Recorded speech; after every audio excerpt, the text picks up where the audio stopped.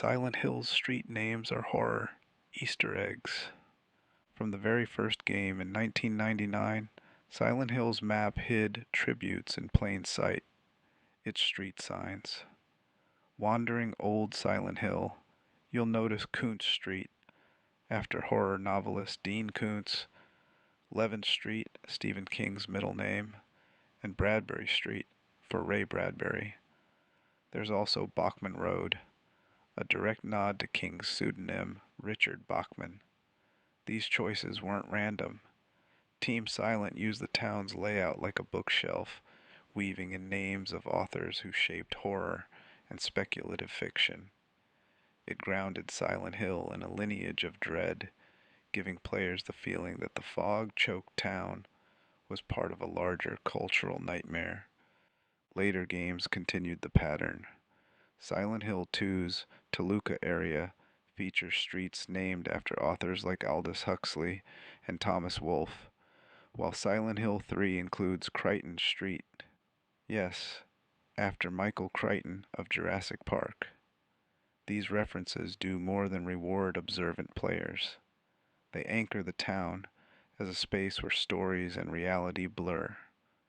Every time you cross one of those signs, you're reminded that Silent Hill is written as much as it's built, a place shaped by fiction that, in turn, shapes its horrors. The radio was almost left out. One of Silent Hill's most iconic mechanics, the handheld radio that hisses when monsters are near, was nearly cut during development. Early builds of the first game had enemies simply appear out of the fog, relying on sound design and the player's nerves to carry the scare. But the fog itself created a practical problem. Players sometimes didn't notice threats until it was too late. The solution became one of the series' trademarks, a cheap, broken-sounding transistor radio that James, Harry, or Heather just happened to find always crackles when something inhuman is close. What makes it brilliant is that it's not just an audio cue, it's psychological conditioning. The static ramps anxiety long before an enemy is visible, making the player's imagination fill the mist with worse things than what's really there. Over time, fans came to associate the static with dread itself. Later games kept the mechanic, but some titles like Silent Hill, Shattered Memories, experimented by removing it to force players into a different kind of vulnerability. The radio proves Silent Hill's design genius. A simple tool, cheap in-universe, becomes one of gaming's most reliable fear triggers, so effective that players feel uneasy whenever they hear static, even outside the game. The fog was born from hardware limits. Silent Hill's suffocating fog wasn't just an artistic decision, it was a technical workaround. In 1999, the PlayStation struggled to render large outdoor spaces with long draw distances. To keep the frame rate stable, Team Silent cloaked the town in thick, white fog that masked how little the console could actually display at once. What started as a limitation became one of the most defining aesthetics in horror gaming. The effect worked better than anyone expected. Instead of feeling like a trick, the fog became a character in itself, hiding monsters until they were close, forcing players to navigate by memory and landmarks, and making every empty street feel like it was holding its breath. Combined with the muffled sound design, the fog turned Silent Hill into a place that swallowed light, distance, and certainty. Later entries would refine and reinterpret it. Silent Hill 2 used denser, moodier fog with more advanced rendering, while Silent Hill Shattered Memories tie the effect directly to emotional storytelling. Even when HD remasters tried to remove or reduce the fog, fan backlash was immediate. It simply wasn't Silent Hill without that curtain of white uncertainty. A technical shortcut became the series' most haunting atmosphere. Lisa Garland's tragedy was hidden in notes, In the first Silent Hill, Lisa Garland, the nurse who helps Harry Mason in the hospital, is one of the series' most heartbreaking characters. On the surface, she seems like a frightened survivor caught in the nightmare. But as players dig through Alchemilla's records, her story unfolds in scattered memos. Lisa wasn't just a nurse. She was the caretaker assigned to Alessa Gillespie, the girl whose suffering powers the other world.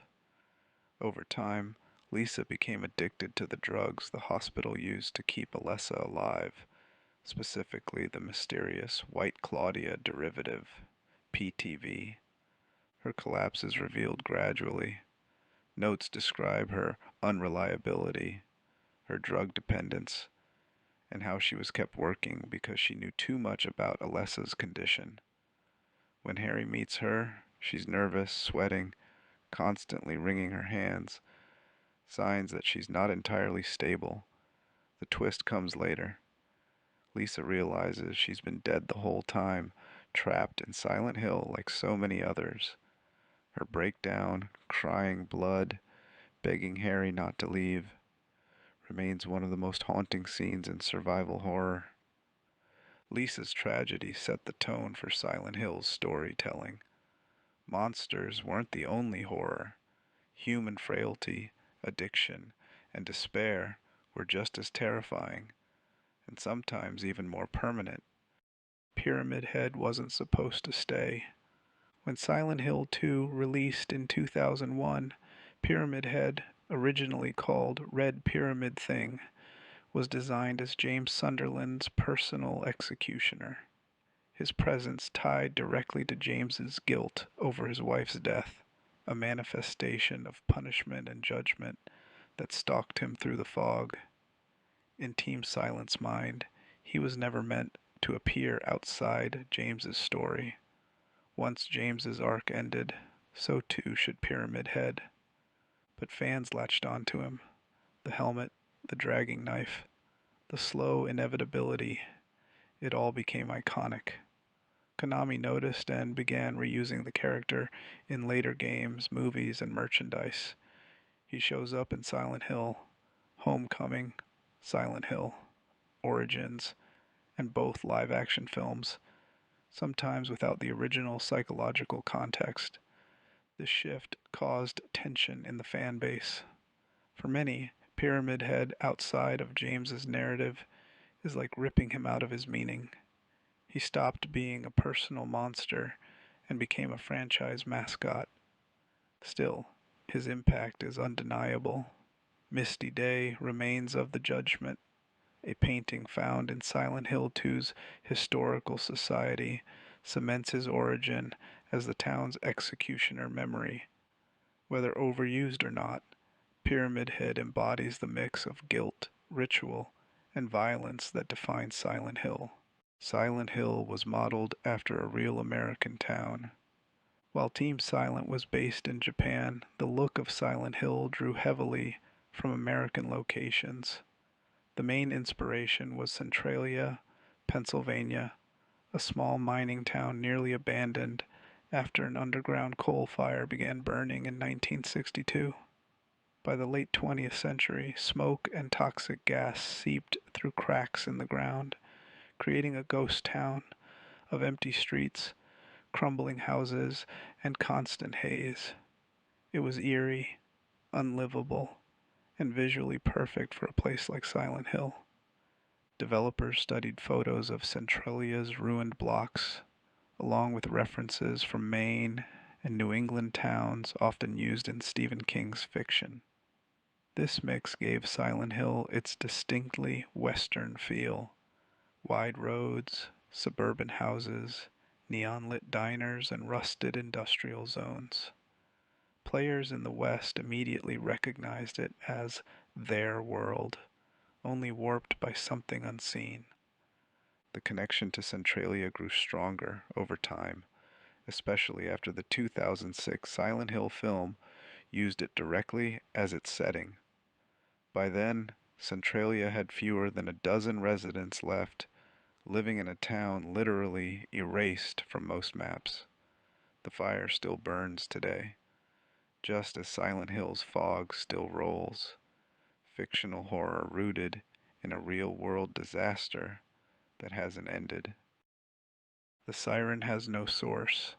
One of Silent Hill's most chilling audio cues is the town-wide siren that blares before the world peels into its rusted, nightmarish otherworld. Fans often assume it's tied to an in-universe object, a factory alarm, a town emergency system, or even something church-related, but the truth is simpler and stranger. The games never explain where it comes from. There's no visible speaker, no tower, no mechanism. The siren just is, blaring from nowhere and everywhere at once. That absence is what makes it work. The siren feels industrial, almost mundane, but in Silent Hill it becomes a supernatural boundary marker. It's the sound of reality shifting. The moment it rises, walls rot, lights flicker, and the town turns itself inside out. Some players connect it to Alessa's trauma in the first game, imagining the alarm as her subconscious memory of hospital klaxons. Others see it as a ritual call from the cult, echoing across layers of the town. But canon never nails it down. By leaving the source unstated, Team Silent let the siren become a pure anxiety trigger. It's not just noise, it's a promise. Everything safe is about to be stripped away, and survival rules are about to change. The cult's god has many names. Throughout the series, Silent Hill's mysterious religious sect, the Order, worships a deity that shifts names, forms, and meaning depending on who describes it. In the first game, Dahlia Gillespie simply calls it the God, and its unborn form resides in Alessa until Harry Mason confronts it. In later entries, the god is tied to titles like Samael, Metatron, and even references to real-world mysticism, though canon sources are careful to blur what's literal and what's interpretation. Silent Hill 3 pushes the concept furthest, with Claudia Wolf insisting Heather must birth God to cleanse the world. The being that finally emerges is grotesque, malformed, and fiery, less divine and more monstrous. But that's the point. Silent Hill reflects inner fears and beliefs, so the god is never one fixed thing. To Claudia, it's salvation. To Alessa, it's torment. To Heather, it's a parasite to be destroyed. Even supplementary material avoids clarity. Some guides frame the god as an echo of native deity veneration, others as a Christian-inspired reinterpretation. What unites them is ritual, blood, and the idea of Silent Hill itself as a womb for something ancient. By leaving its identity fractured, the series keeps the god unknowable, more myth than character, always unfinished, always dangerous. The nurses reflect more than hospitals. Silent Hill's nurses are among the most recognizable monsters in the franchise, but their meaning changes with each game. In the first Silent Hill, the puppet nurses are literal, hospital staff possessed by parasites tied to Alessa's suffering in Alchemilla. Their jerky movements and scalpels make them practical threats, but their origin is rooted in Alessa's memories of medical trauma. Silent Hill 2 takes the image in a more psychological direction. The infamous bubble head nurses represent James Sunderland's repressed sexual frustration and guilt. Their exposed chests, twitching heads, and aggressive behavior tie directly to his distorted view of women and intimacy. They aren't just enemies, they're James's guilt given shape. Silent Hill 3 brings nurses back in Brook Haven, but now they're filtered through Heather's experience. These nurses carry guns as well as pipes, reflecting both medical anxiety and the cult's intrusion into her life. Their appearance is sharper, more hostile, and tied to Heather's memories of her connection to Alessa. By Silent Hill, Homecoming, the imagery had shifted closer to fan service. Nurses included more for recognition than symbolism. Still, at their core, Silent Hill's nurses show how trauma, sexuality, and memory warp familiar figures into horror. The hand-drawn maps are diegetic content. Silent Hill's maps don't just update, they become your notes. When Harry, James, or Heather picks up a map, the game treats it like a real object the character is actively marking. Doors you try get crossed out in red. Locked but important doors get a circle or a question mark scribble. Item rooms get a quick underline. None of that is magic autopilot. It's presented as the character keeping track under pressure, which is why the marks only appear after you've actually checked the spot. That choice does two things. First, it keeps navigation grounded. You're not following a glowing waypoint, you're following your own messy shorthand. Second, it builds tension honestly. If a hallway isn't marked, it's because you haven't tested it yet, so the uncertainty is earned, not faked. The series doubles down with little behaviors. Characters won't mark a door until they physically tug it. Some notes add arrows when a route loops, and in places like Brook Haven or the prison, the map doesn't mark hidden passages you haven't noticed, forcing real exploration. Later horror games copied the idea, but Silent Hill's version still feels best because it's consistent with the theme: ordinary people making sense of a hostile place with a pen, a bad flashlight, and nerves. Silent Hill 2 reads your behavior for the ending. Silent Hill 2 doesn't just tally choices, it watches how you play and steers the story. 4 main endings: Leave, In Water, Maria, Rebirth, are influenced by quiet variables. How often you examine Mary's photo and letter, how much attention you give Maria, how carefully you manage James's health, and even how long you linger staring into Toluca Lake. Treat Maria protectively. Stay close. Rush to heal her. Check on her often.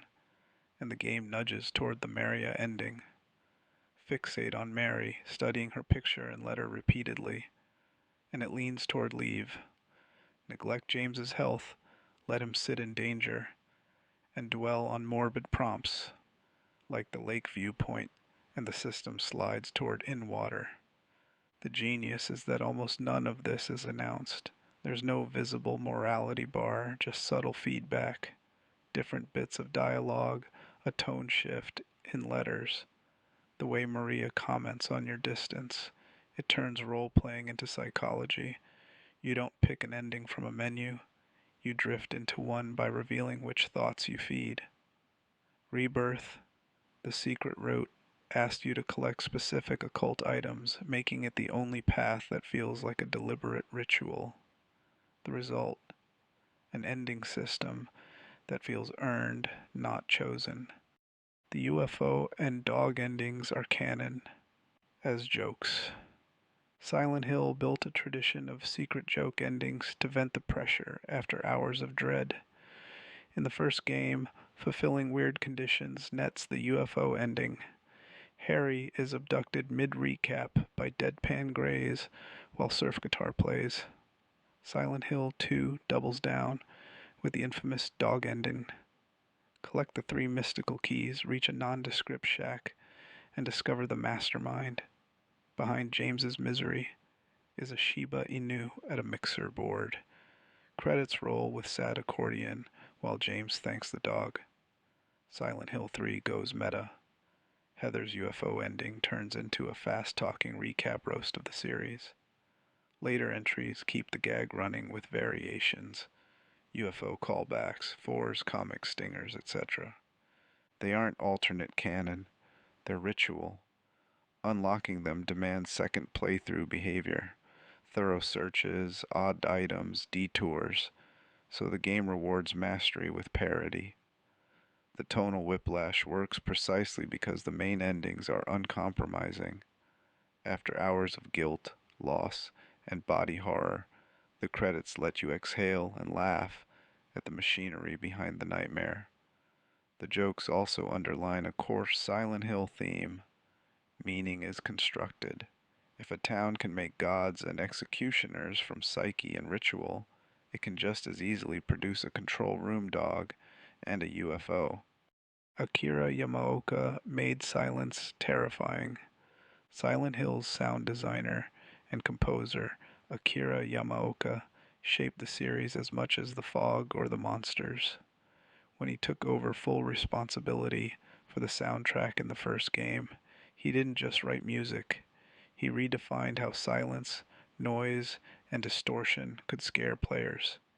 Instead of constant melodies, Yamaoka layered industrial clanks, broken radio hiss, and mechanical groans that made empty hallways feel alive. Moments without music were just as calculated, footsteps echoing in Midwich Elementary or the hum of lights in Brook Haven Hospital became scarier because nothing else covered them. He also pioneered the mix of harsh textures with fragile beauty. Tracks like Theme of Laura in Silent Hill 2 or You're Not Here in Silent Hill 3 introduced melancholy guitar and vocals that humanized the horror. It meant the series could swing from industrial dread to heartbreaking melody in seconds, reflecting both the violence and the grief at its core. Yamaoka's approach influenced a generation of horror design. Games like Dead Space and The Last of Us borrow his principle. Silence plus selective noise equals unease. To many fans, Silent Hill sounds like Yamaoka. Without his work, the fog wouldn't whisper, the radio wouldn't scream, and the town wouldn't feel alive. Silent Hill 4 wasn't meant to be Silent Hill. When Silent Hill 4, The Room, released in 2004, many fans noticed it felt different, more action-heavy, ghosts instead of monsters, and the strange apartment hub mechanic. That's because the game actually began development as an original horror project at Konami, unrelated to the Silent Hill series. Midway through production, executives decided to fold it into the franchise to capitalize on the name's success. This explains a lot about its design. Henry Townshend, the protagonist, isn't connected to the cult or the town's mythology the way previous heroes were.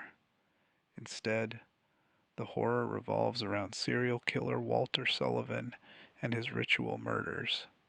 The Room 302 concept, being trapped in your own apartment as it gradually becomes haunted, was central from the start and survives as the game's strongest idea. Folding it into the Silent Hill canon meant grafting in familiar aesthetics, foggy streets on return trips, cult symbolism in Walter's ritual, and familiar monsters reinterpreted. Some players loved the experiment, others felt the shift away from psychological symbolism weakened the series' identity. But its odd origin is why The Room feels like a spin-off inside the mainline, half classic Silent Hill, half prototype for a different horror game altogether. Silent Hill's monster designs avoid direct gore. One of Team Silent's core philosophies was restraint.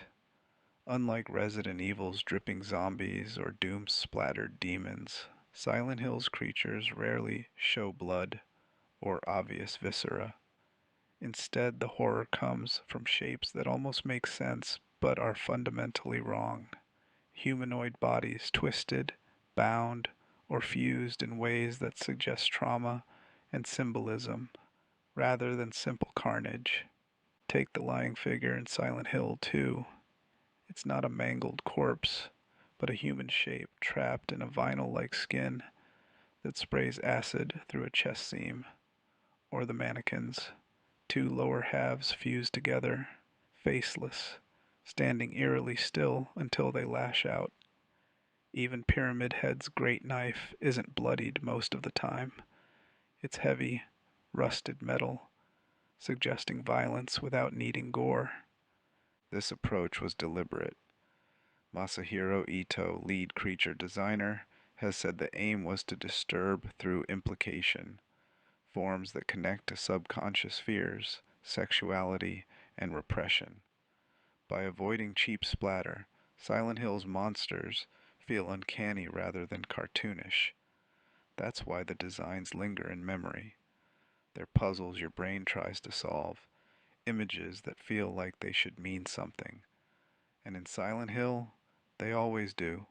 The town changes for each protagonist.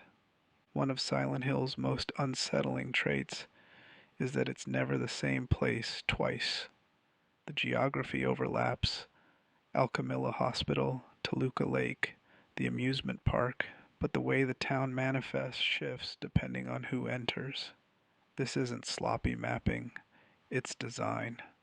The town reshapes itself around the psyche of each protagonist. For Harry Mason in the first game, Silent Hill is Alessa's nightmare: schools, hospitals, and burned homes from her past. For James in Silent Hill 2, it becomes a labyrinth of guilt, with prisons, execution chambers, and monsters tied to suppressed desire.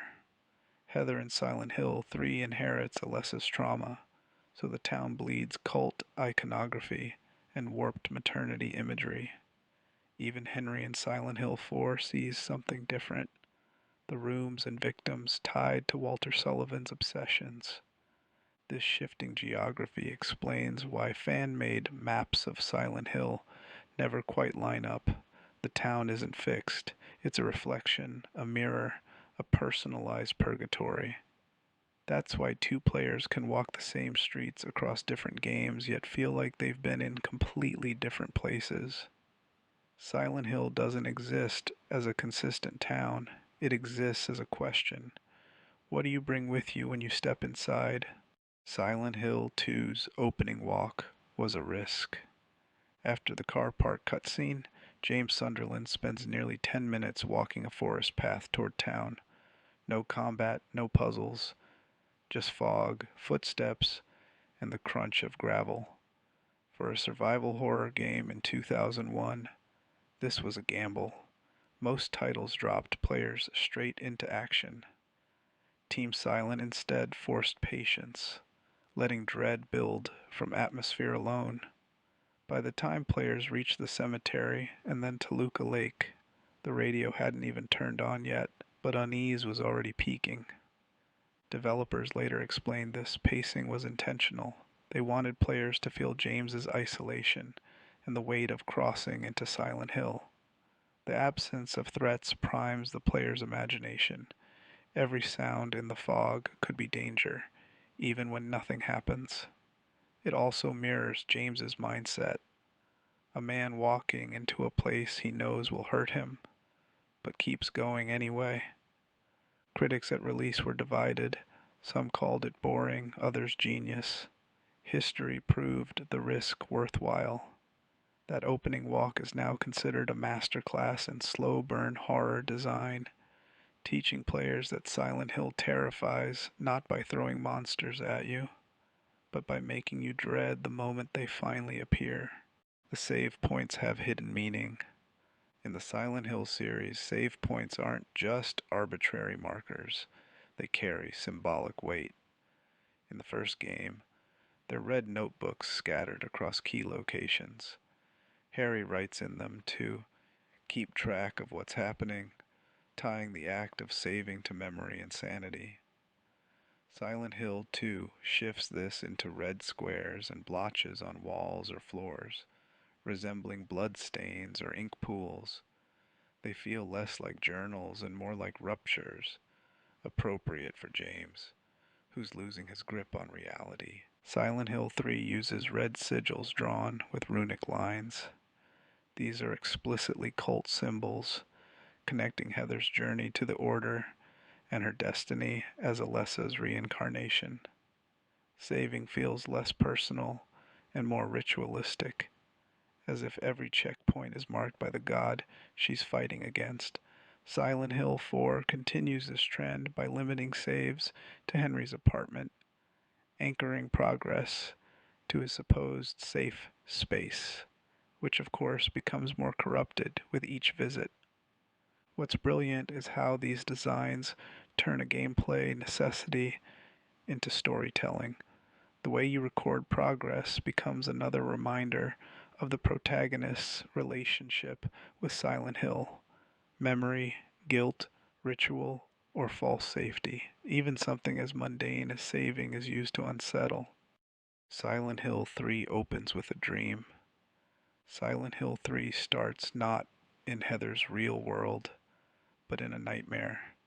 The intro drops players directly into Lakeside Amusement Park, already deep in the other world, surrounded by grotesque monsters like closers and double heads. Heather is armed, injured, and thrown into chaos before the title card even hits. It's intentionally disorienting. Players are forced to die or wake up, learning quickly that survival isn't guaranteed and Silent Hill doesn't play fair. This dream sequence also serves as foreshadowing. The carousel where Heather wakes up in the nightmare later becomes a real battleground against the memory of Alessa. The park itself remains central, returning near the end of the game in its full, conscious nightmare form. By opening with a dream, Team Silent establishes Heather's psychic connection to Alessa right away. Her nightmares bleed into reality. From a design standpoint, it's also smart tutorial work. Players get a crash course in combat, exploration, and tension without penalty. Since Heather inevitably awakens in the mall afterward, what feels like a throwaway intro is actually a warning. Heather can't escape her inheritance, and even sleep won't protect her from Silent Hill. Silent Hill, Shattered Memories reads the player.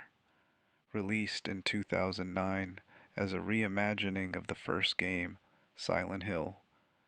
Shattered Memories took the series' psychological roots in a bold direction.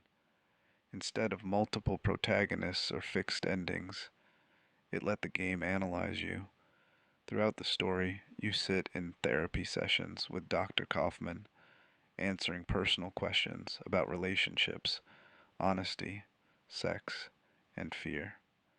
What you say doesn't just tweak dialogue, it reshapes the world around you. Character appearances shift.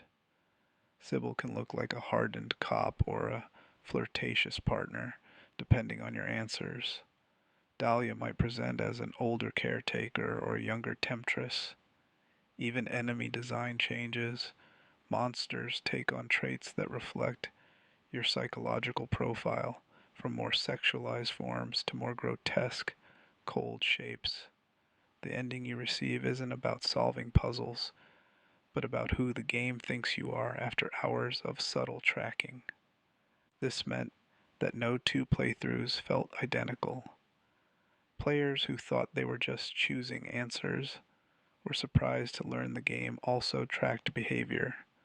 What you examined, how quickly you left rooms, even what details caught your eye. Shattered Memories made Silent Hill less about static horror and more about turning a mirror back on the player. Silent Hill 2's historical society is a descent into the subconscious. The Toluca prison and labyrinth sections of Silent Hill 2 begin inside a deceptively ordinary place, the Silent Hill Historical Society.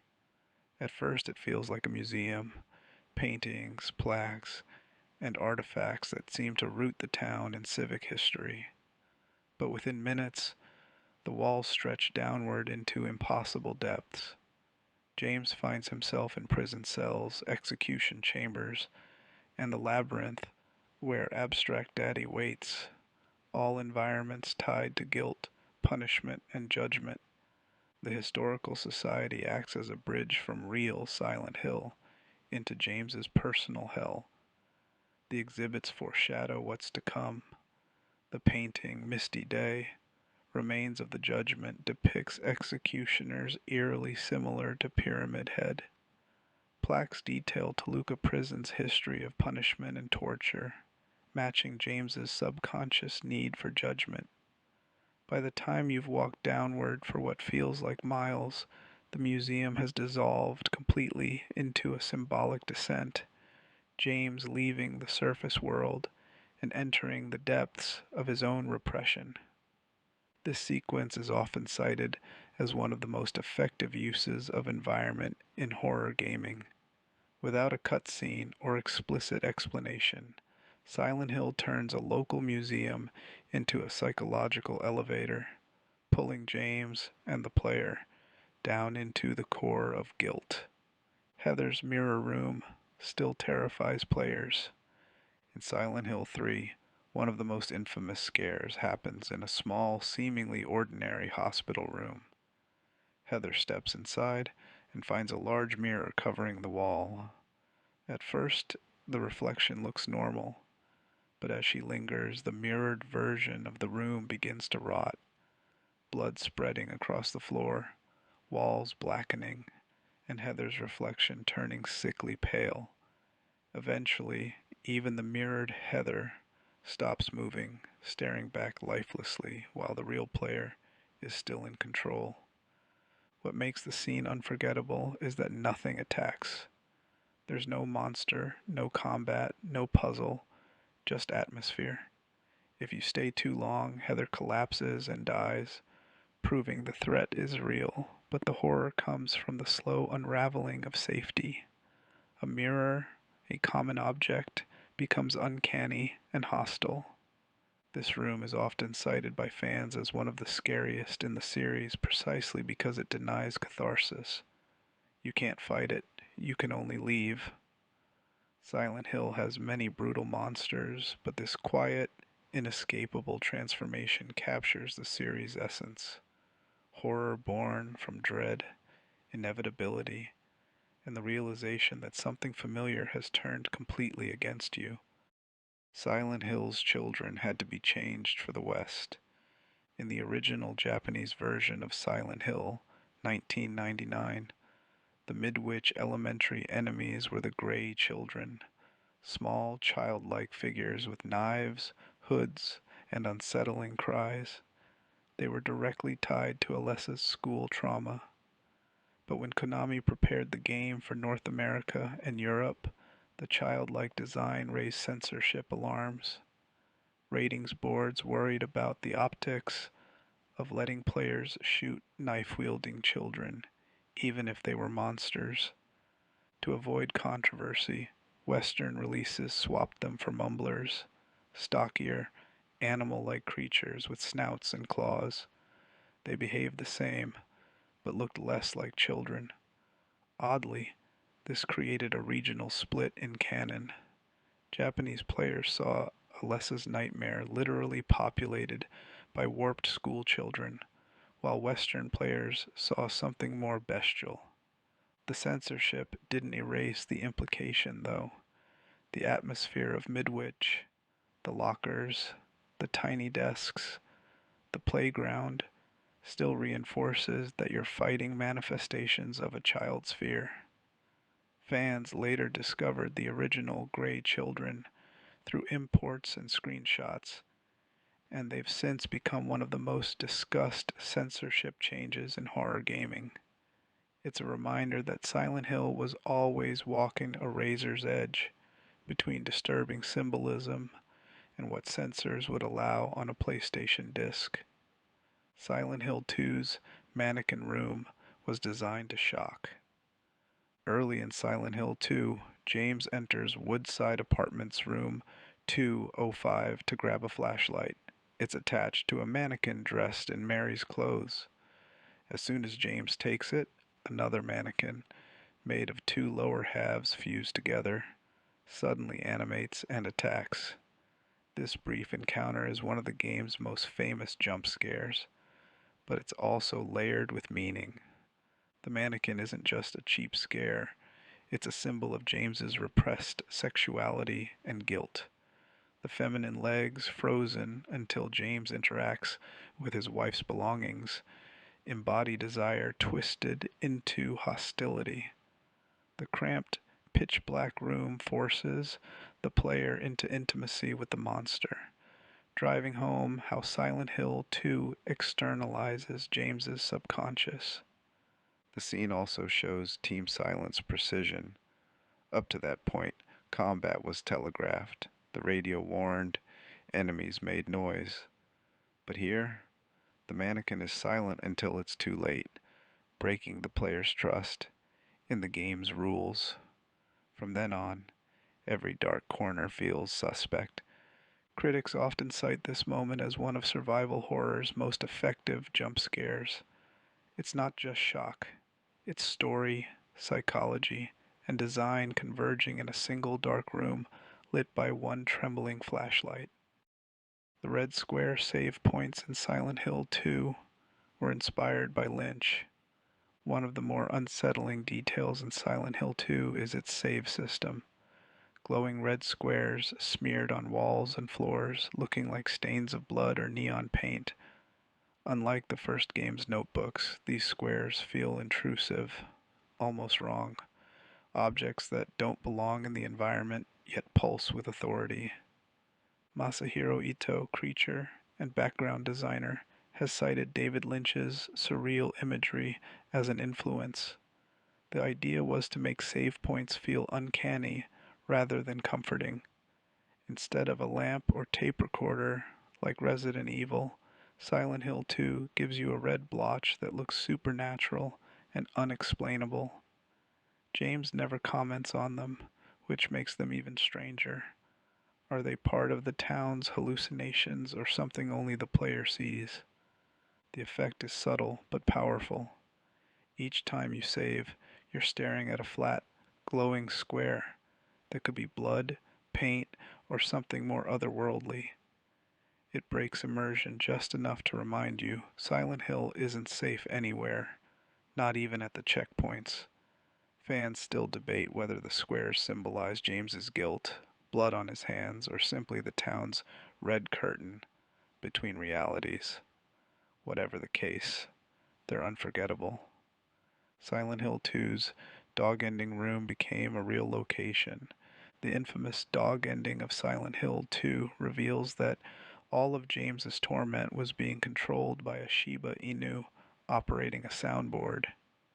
What many players don't realize is that the room itself, the small shack filled with switches and monitors, is actually modeled on Konami's real development office spaces.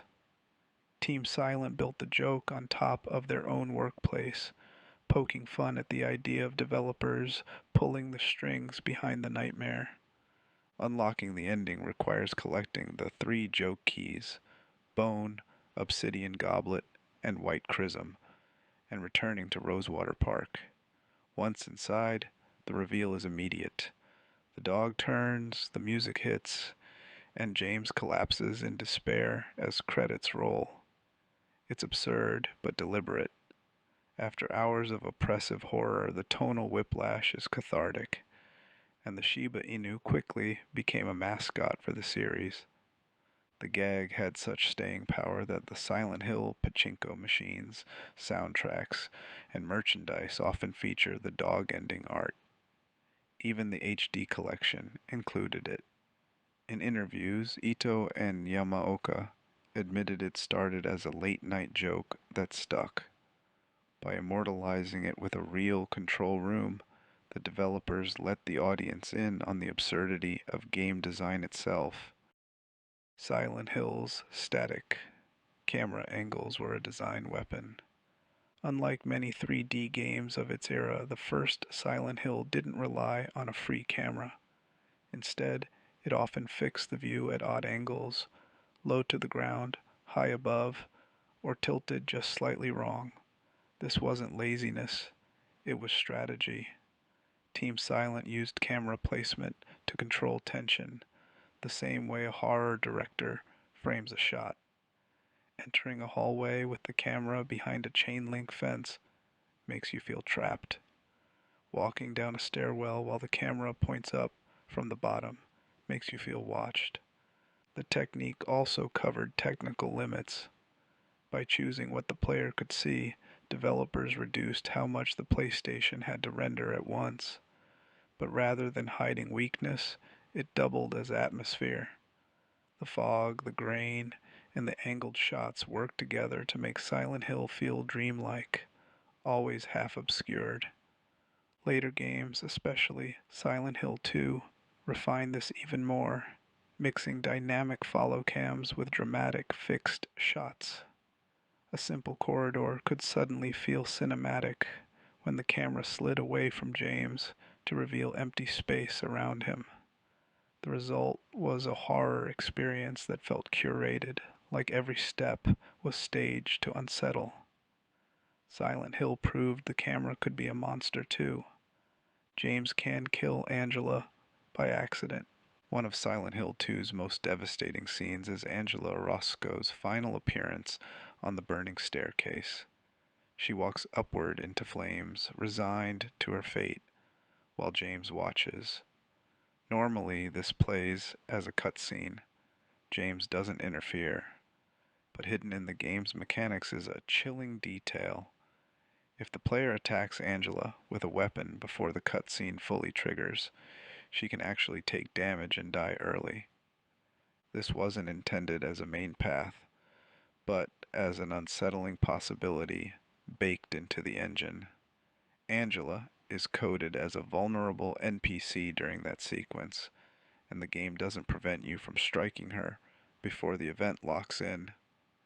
Doing so doesn't unlock a secret ending or reward, it just cuts her story short, robbing you of closure. Players who discovered it reported feeling sick. Silent Hill's theme of abuse and trauma suddenly echoed through their own actions. Angela's story is already one of the bleakest in the series, a survivor of sexual abuse, guilt-ridden, and unable to escape her past.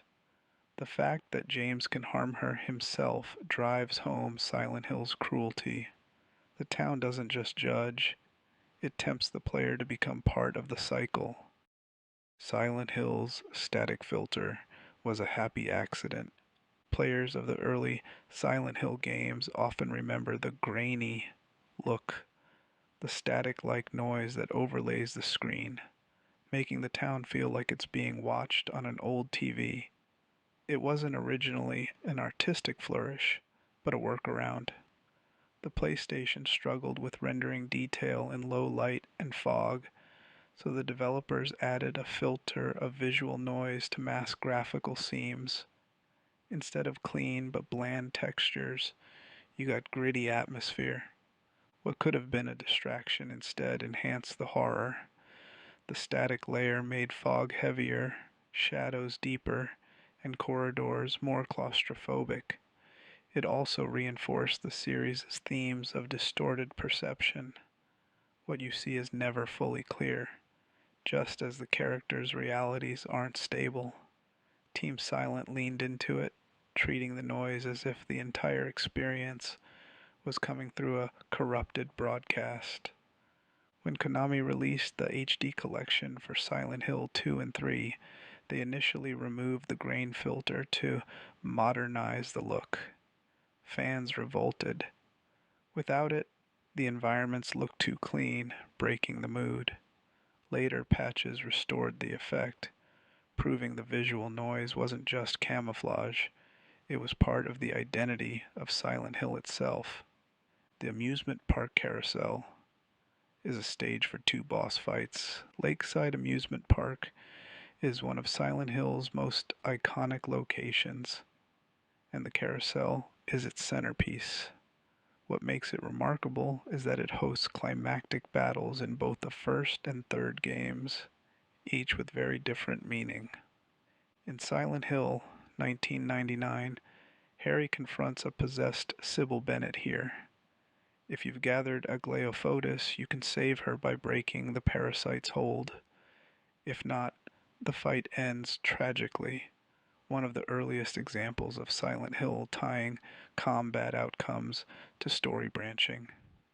The carousel isn't just scenery, it's a test of mercy versus violence.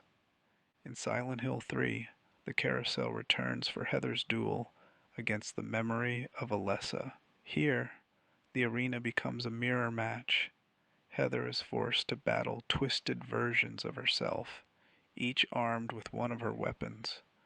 The setting is deliberate, an endless ride, a cycle Heather has to break by defeating her own reflection.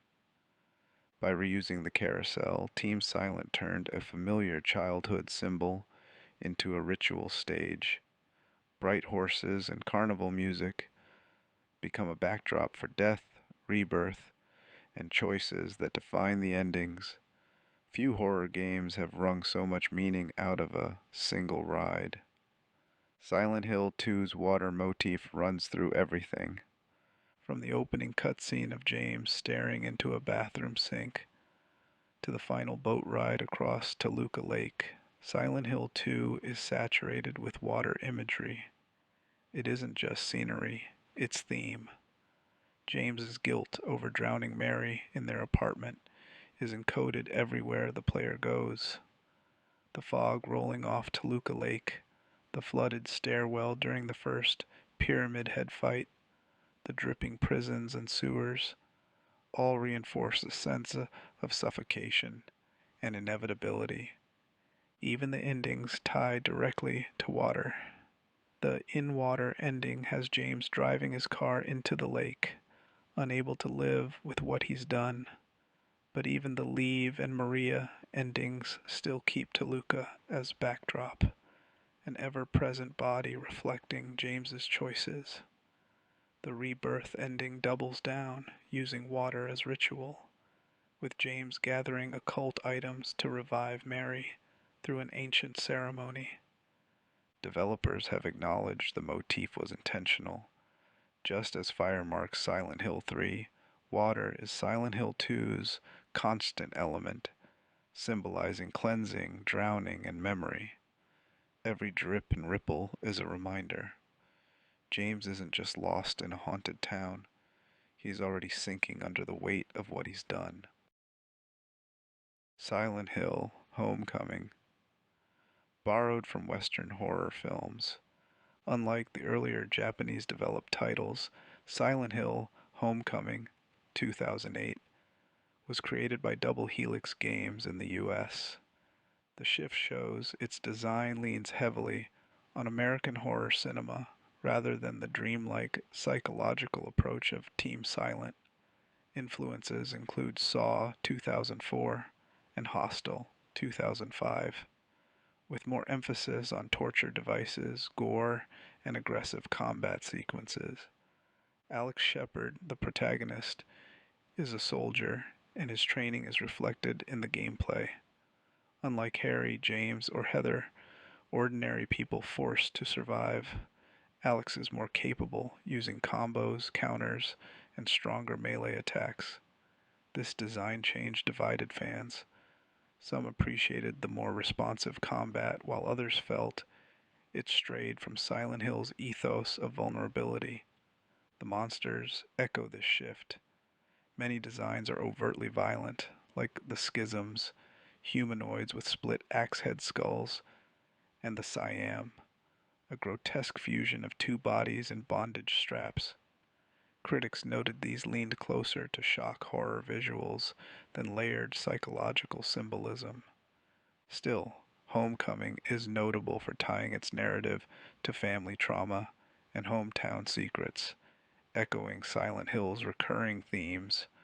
While controversial, it marks the point where Silent Hill became more westernized, both in development and in style. Silent Hill's fog hid more than just draw distance. The famous fog wasn't only a technical trick for the PlayStation, it became a storytelling device across the series. By cloaking everything in mist, the developers could create a sense of disorientation, where even familiar spaces felt alien. Streets looked endless, intersections seemed to loop, and landmarks appeared too late to give comfort. The fog erased certainty, but Team Silent also used it to mask transitions. In Silent Hill 1999, fog often signals the shift between the real town and the other world. In Silent Hill 2 Toluca Lake's shoreline dissolves into haze, making it feel like James is crossing into another dimension just by walking forward. The fog doesn't just block sight, it makes Silent Hill feel infinite, a town that has no borders.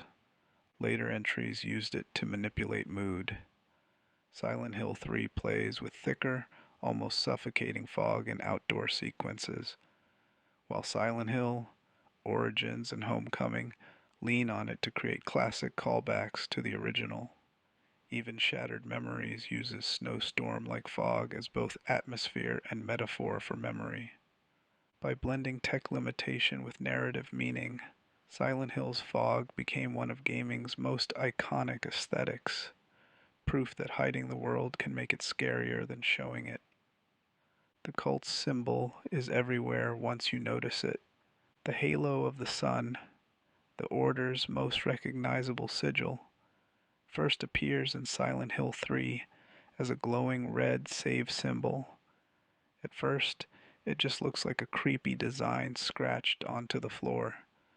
But once you know what it is, you start seeing it everywhere, scrawled on walls, painted in blood, etched into ritual spaces. It's the Order's mark of faith, representing their god's rebirth and control over cycles of life and death. Heather's connection to Alessa makes the symbol unavoidable. Every time she saves the game, she's literally inscribing the cult's sign, tying progress to the very thing she's fighting against. The design itself, a circle with arrows and inscriptions, draws from occult diagrams and alchemical imagery, blending recognizable religious motifs into something uncanny. Later games nod to it too. In Silent Hill, Homecoming, the cult's sects use variations of the symbol. In Silent Hill 4, while not central, its echoes can still be found in Walter's rituals. Fans even spotted it hidden in promotional art, cementing it as Silent Hill's closest thing to a franchise logo outside of Pyramid Head.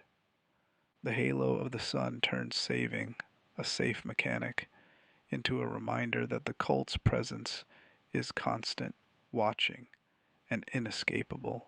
Silent Hill 2's inventory items have hidden story weight. Most survival horror games treat inventory as pure utility: keys, health drinks, ammo. Silent Hill 2 uses them as subtle storytelling devices. James carries a photo of Mary and a letter from Mary from the very start. At first, they seem like anchors, reminders of why he's in Silent Hill. But as the game progresses, they change. Midway through, the letter becomes blank, its text vanishing. The photo remains, but James's comments about it grow more detached. These aren't just flavor items, they're psychological tells that mirror his unraveling. Other items serve similar roles. The ring of the contract in the Labyrinth is linked to themes of marriage and guilt. The obsidian goblet and Book of Lost Memories connect James's personal story to Silent Hill's wider lore, suggesting the town is shaped by centuries of ritual. Even mundane objects, like cans of juice or cans of light bulbs, are placed deliberately in strange spots, reinforcing that Silent Hill's logic is half domestic, half dreamlike. By weaving story into the inventory, Team Silent made even menu time part of the experience. Players weren't just collecting tools, they were carrying pieces of James's grief, denial, and the town's layered history with them at all times. Silent Hill 3 uses mirrors as a recurring symbol. The infamous hospital mirror room is the standout, but Heather's journey is filled with reflective surfaces that reinforce her identity struggle. Mirrors, shop windows, even puddles are used to remind the player that Heather is more than herself. She's Alessa's reincarnation, caught between two identities. Every reflection becomes a question. Is she looking at Heather, or at Alessa staring back? Team Silent leaned into this thematically. Claudia and the Order constantly refer to Heather as the one who will birth God, stripping her of individuality. The mirrors emphasize that tension. Heather can see herself, but not as she truly is. The nightmare town bends her reflection until it becomes hostile, like in the hospital scene where her mirrored self stops moving and begins to decay.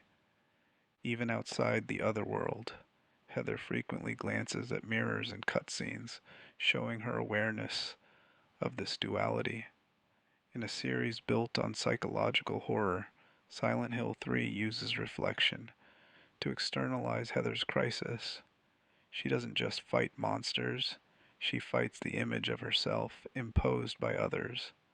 The mirror isn't just glass. It's a reminder that Silent Hill's true horror isn't always outside, but in the self you can't escape. Silent Hill's phones are never just phones.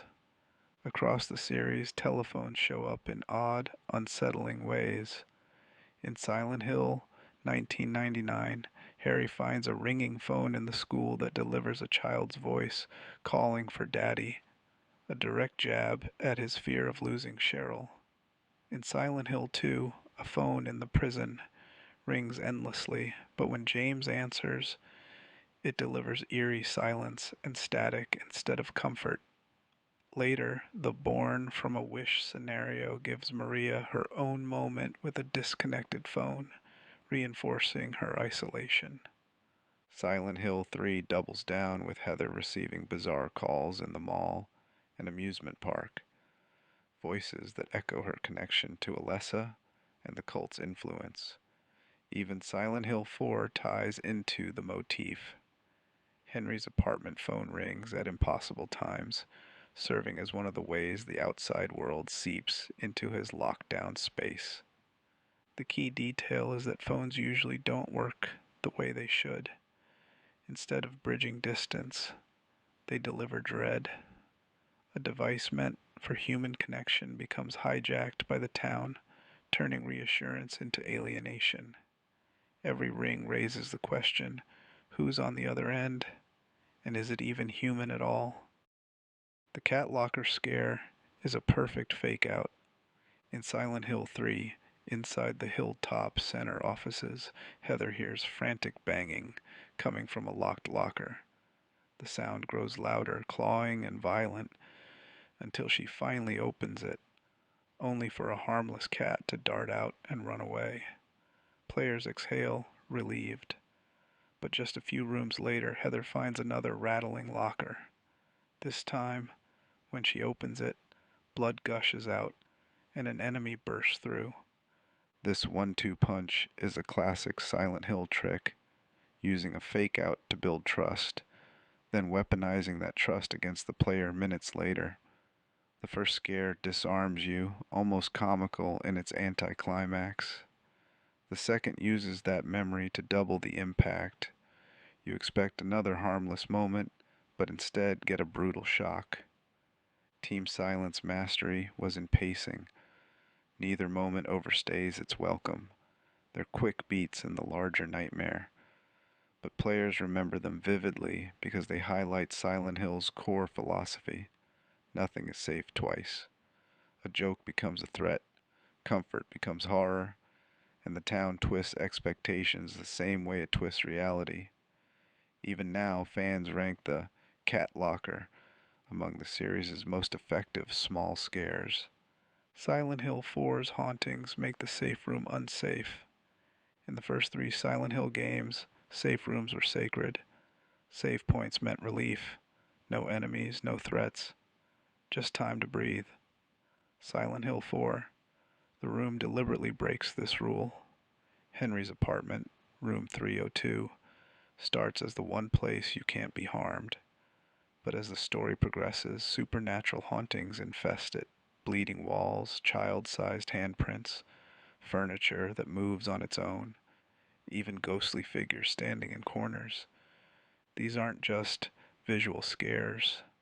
Hauntings actively drain Henry's health if left unchecked, forcing players to gather limited holy candles or saint medallions to cleanse them.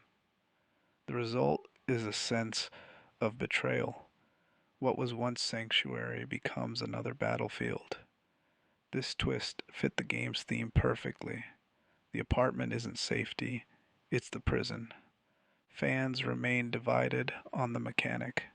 Some praise it as one of Silent Hill's boldest ideas, stripping away player comfort to deepen unease. Others found it frustrating, since it meant even saving progress carried risk.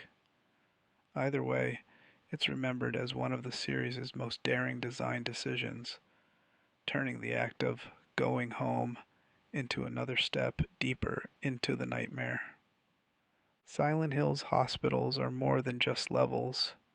Every mainline Silent Hill game features a hospital, but each one reflects the protagonist's fears and backstory, rather than just being a creepy setting. In the first game, Alchemilla Hospital is tied directly to Alessa, her endless stays, her pain, and her trauma at the hands of doctors and cultists. It's why medical imagery dominates the otherworld there.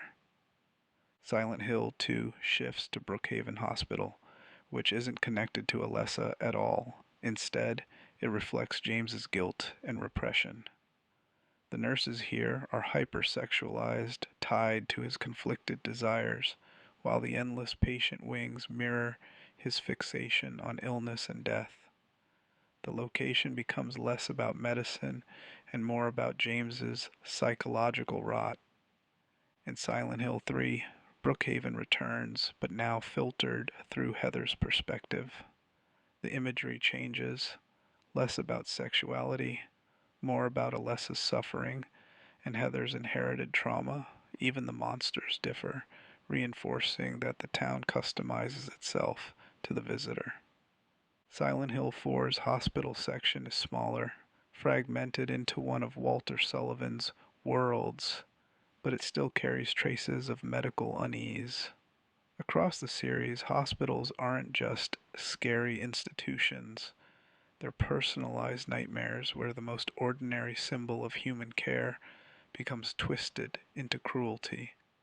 Silent Hill's sound design turned mundane noises into threats. Akira Yamaoka and Team Silent understood that sound could scare more effectively than visuals. Instead of bombarding players with constant music, Silent Hill often strips everything back to silence, then inserts small, jarring noises. A creak in an empty hallway, a pipe clanging in the distance, or the faint scuttle of something unseen becomes enough to make players freeze. Even enemy sounds were designed to unsettle rather than just alert. The lying figure's muffled gurgling, the patient demon's heavy footsteps, or the twitching moans of the mannequins don't just say, "A monster is here." They crawl under the skin. Many of these noises don't have clear real-world parallels, making them feel alien. Yamaoka also layered in industrial noise, grinding metal, static bursts, distorted alarms that made environments feel hostile on their own. In places like factories or hospitals, it's impossible to tell if a sound is part of the building or something alive.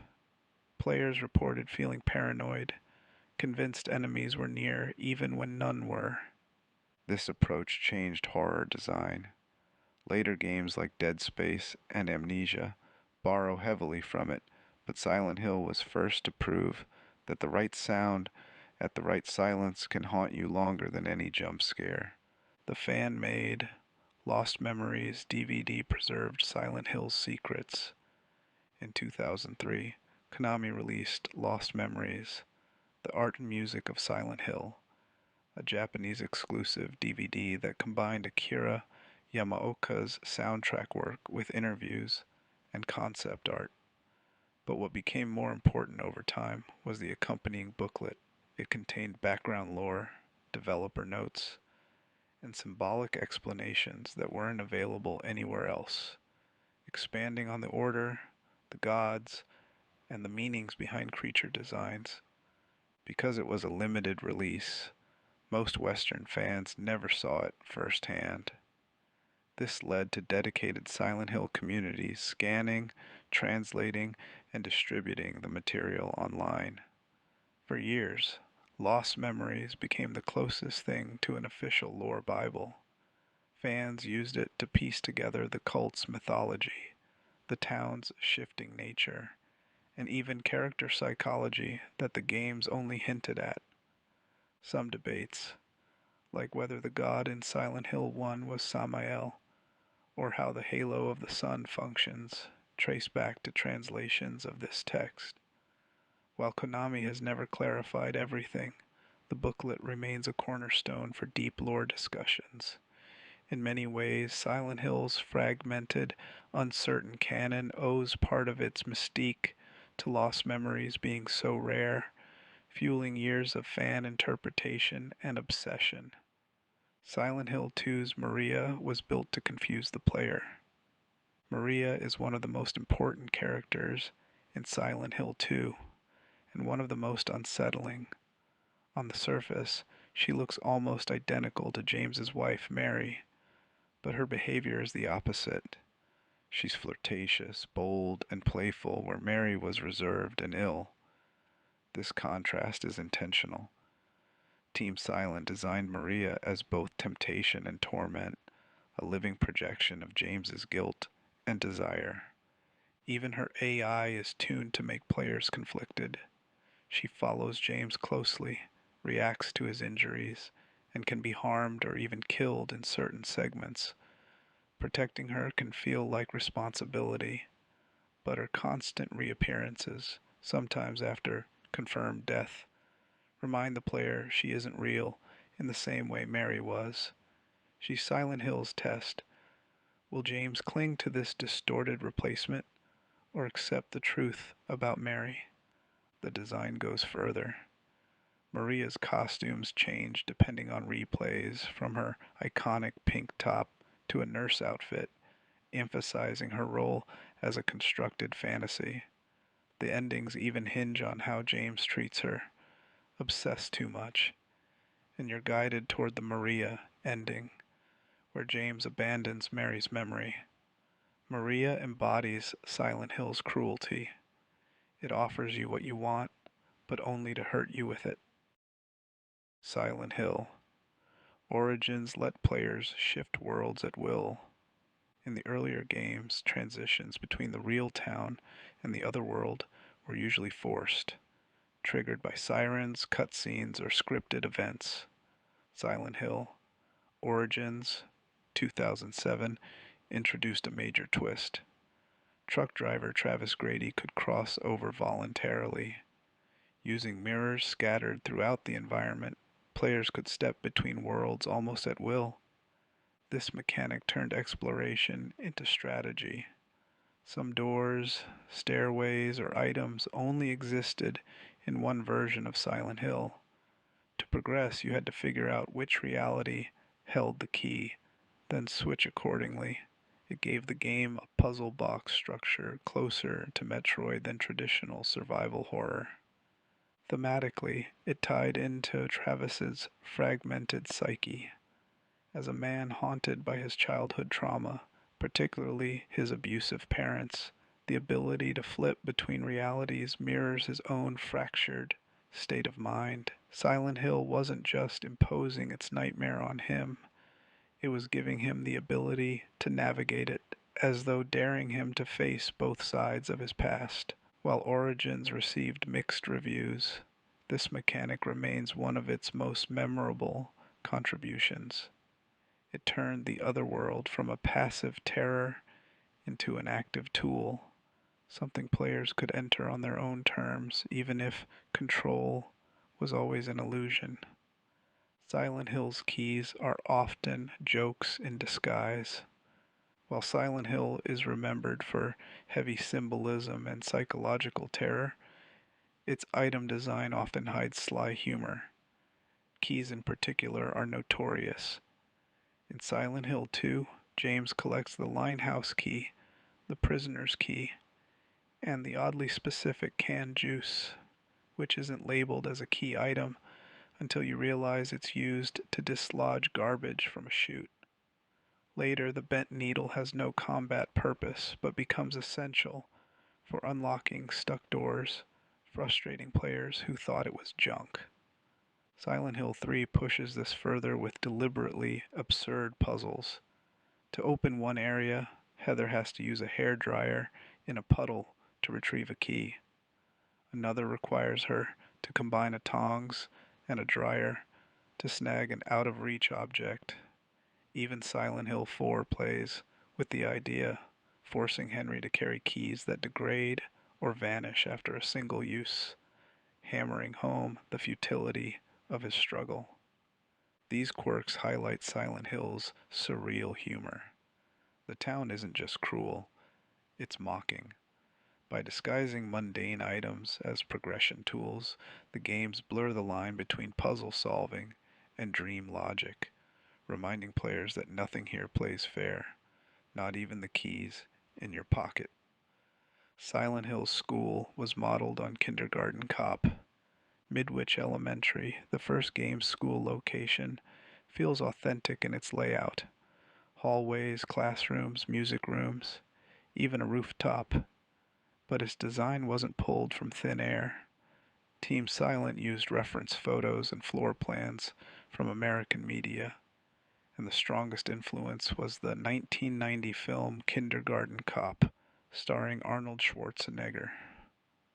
Developers admitted they studied the movie to capture how a typical U.S. elementary school looked inside and out. The resemblance is striking. The front entrance, the double staircases, and the general hallway proportions match scenes from the film almost exactly. For Japanese developers in the late 90s, Hollywood films were an accessible way to research American environments without physically traveling overseas. What's fascinating is how this normal reference gets twisted. By overlaying Midwich with blood, darkness, and Alessa's nightmares, Silent Hill turns a familiar cinematic image of American innocence into a place of dread. Fans who later caught the connection to Kindergarten Cop were amused and unsettled by how something so benign became a cornerstone of survival horror. It's a reminder that Silent Hill's genius often came from repurposing the ordinary, whether a small town diner or, in this case, a school lifted straight from a family comedy. Silent Hill 2's abstract daddy represents abuse. Among Silent Hill 2's most disturbing monsters is the abstract daddy, encountered in the Labyrinth during Angela's storyline. At first glance, it looks like a mass of flesh pressed against a bed frame. Its movements are awkward, lurching, and suffocating, but the symbolism is devastating. The creature embodies Angela's sexual abuse at the hands of her father. The bed imagery is central. The monster's body resembles two figures fused in struggle, one dominant, one trapped. Its attacks involve smothering and pressing itself against the player, echoing Angela's trauma. The fight occurs immediately after a cutscene where Angela lashes out at James, projecting her pain onto him. It's not James's monster, it's hers, but Silent Hill makes James confront it all the same. Masahiro Ito has confirmed this interpretation, calling the abstract daddy one of the series' most direct representations of real-world horror. Its design avoids gore and instead forces the player to confront a shape that is both literal and symbolic.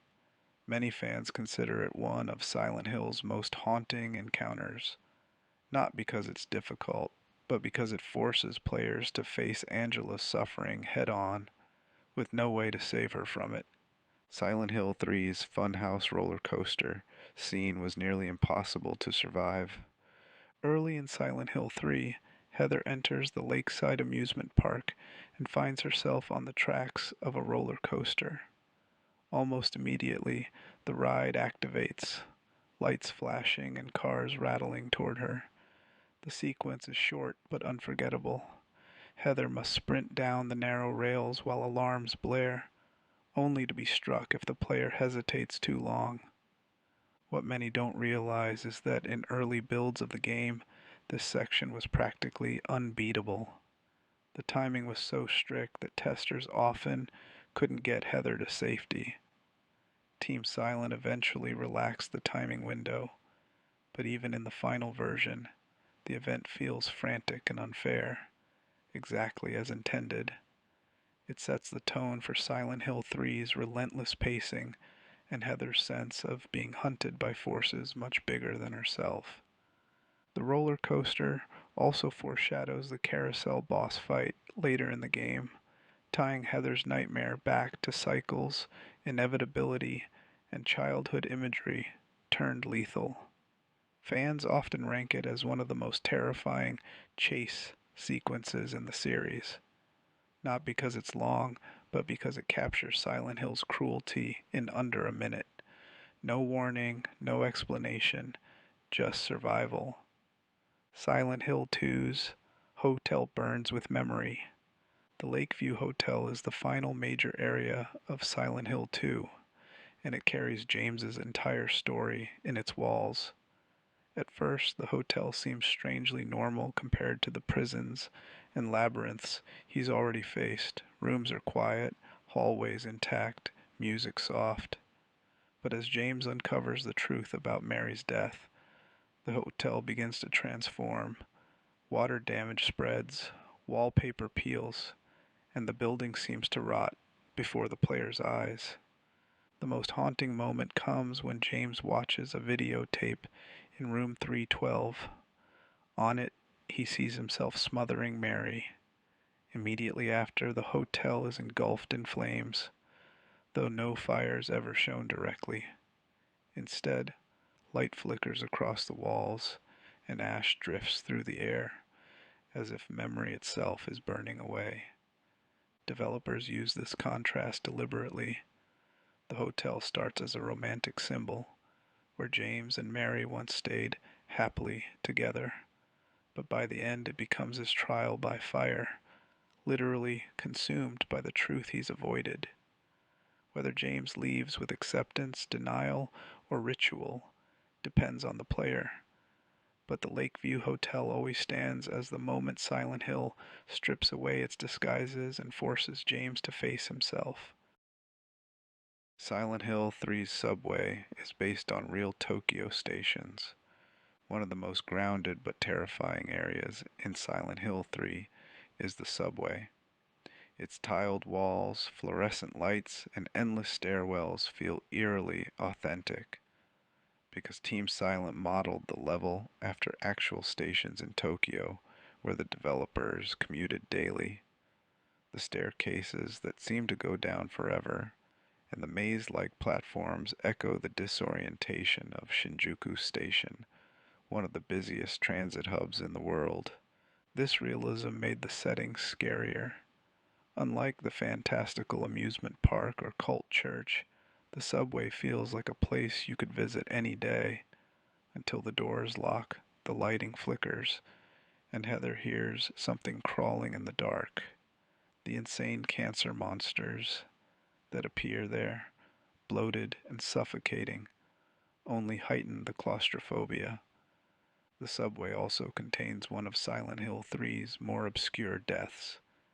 If Heather lingers too long near the tracks, she can be hit by a train, an instant game over that few players forget. It reinforces the idea that even ordinary dangers can kill you, not just monsters. By grounding horror in something mundane and relatable, Team Silent turned the everyday commute into another nightmare stage. Silent Hill's opening cinematics were inspired by music videos. The intro sequences of the early Silent Hill games stand out for their surreal editing, quick cuts, distorted camera angles, and dreamlike montages set to Akira Yamaoka's haunting music. This style wasn't random. Yamaoka has said he drew direct inspiration from 1990s music videos and experimental film, particularly the way they mixed narrative fragments with mood-driven imagery. In Silent Hill, 1999. The opening is almost abstract. Harry wandering the fog, flashes of Cheryl, distorted glimpses of monsters. Silent Hill 2 pushes this further, cutting between James in eerie slow motion, Maria's seductive glances, and Pyramid Head dragging his knife, all before the player even presses start. These moments don't explain the story, but set its emotional temperature: dread, loss, and surreal attraction. What makes them effective is how they feel like memories or dreams rather than exposition.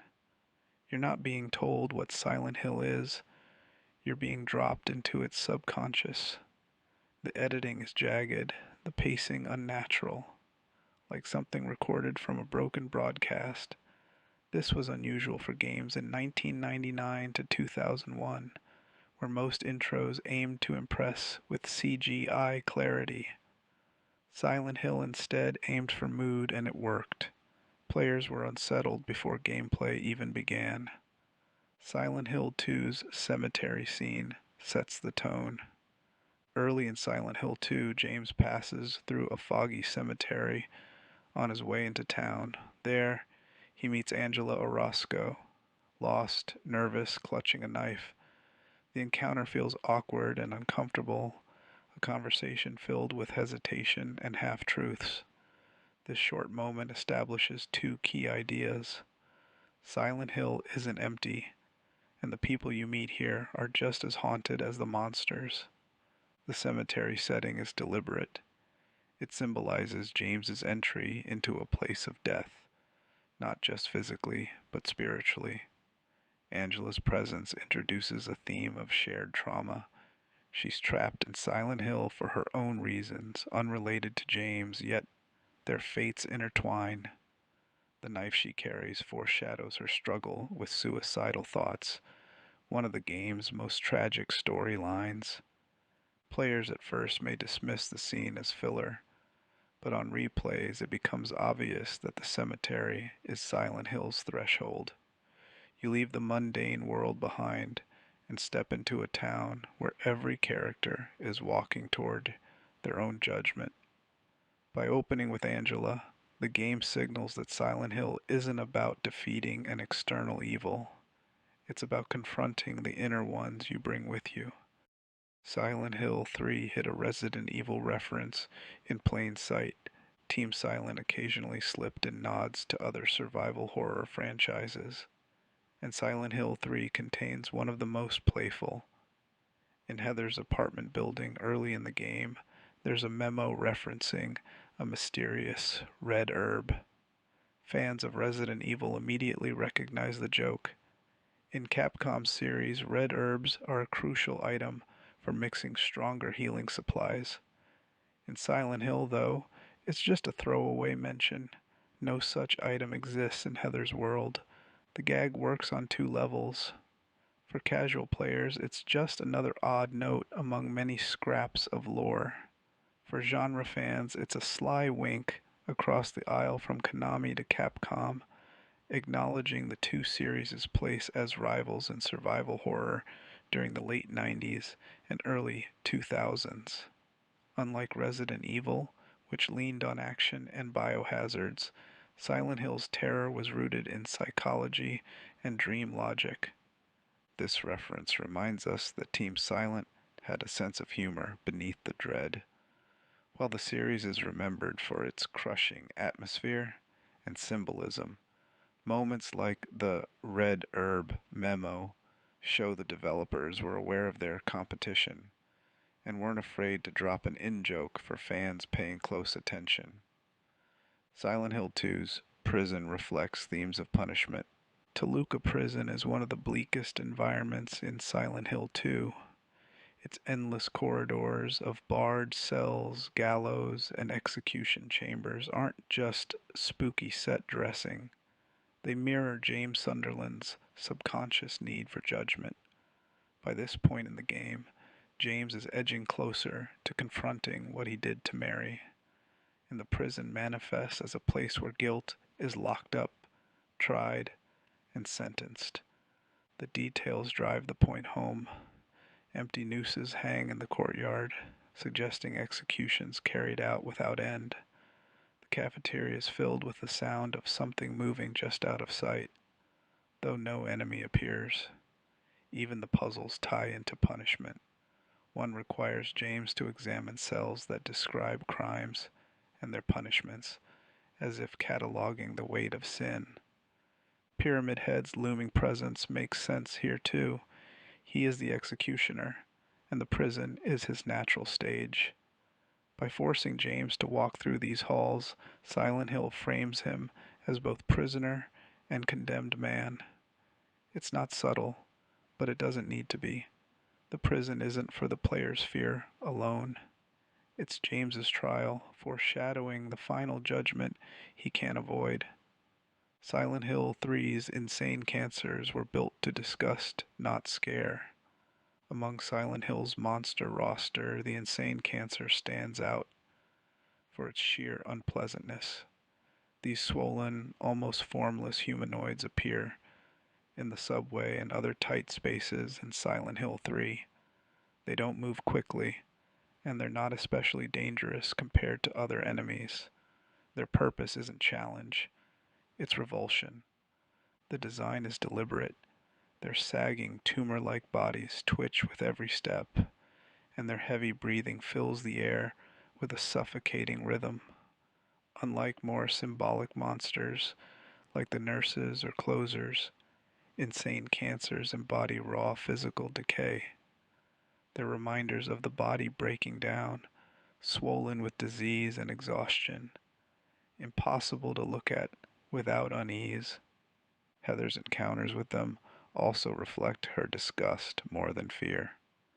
Their resilience, they can take many hits before dying, makes fighting them feel frustrating, like dealing with something you wish you could just push away. This lines up with Silent Hill 3's themes of birth, flesh, and unwanted inheritance. The insane cancers aren't puzzle-like metaphors. They're blunt force imagery, forcing the player to recoil from what they see. By including them, Team Silent proved that horror isn't always about danger. Sometimes it's about endurance, how long you can stand to look at something that should not exist. Silent Hill's street signs anchor the town in reality. One subtle but powerful detail across the series is the use of real-sounding street names.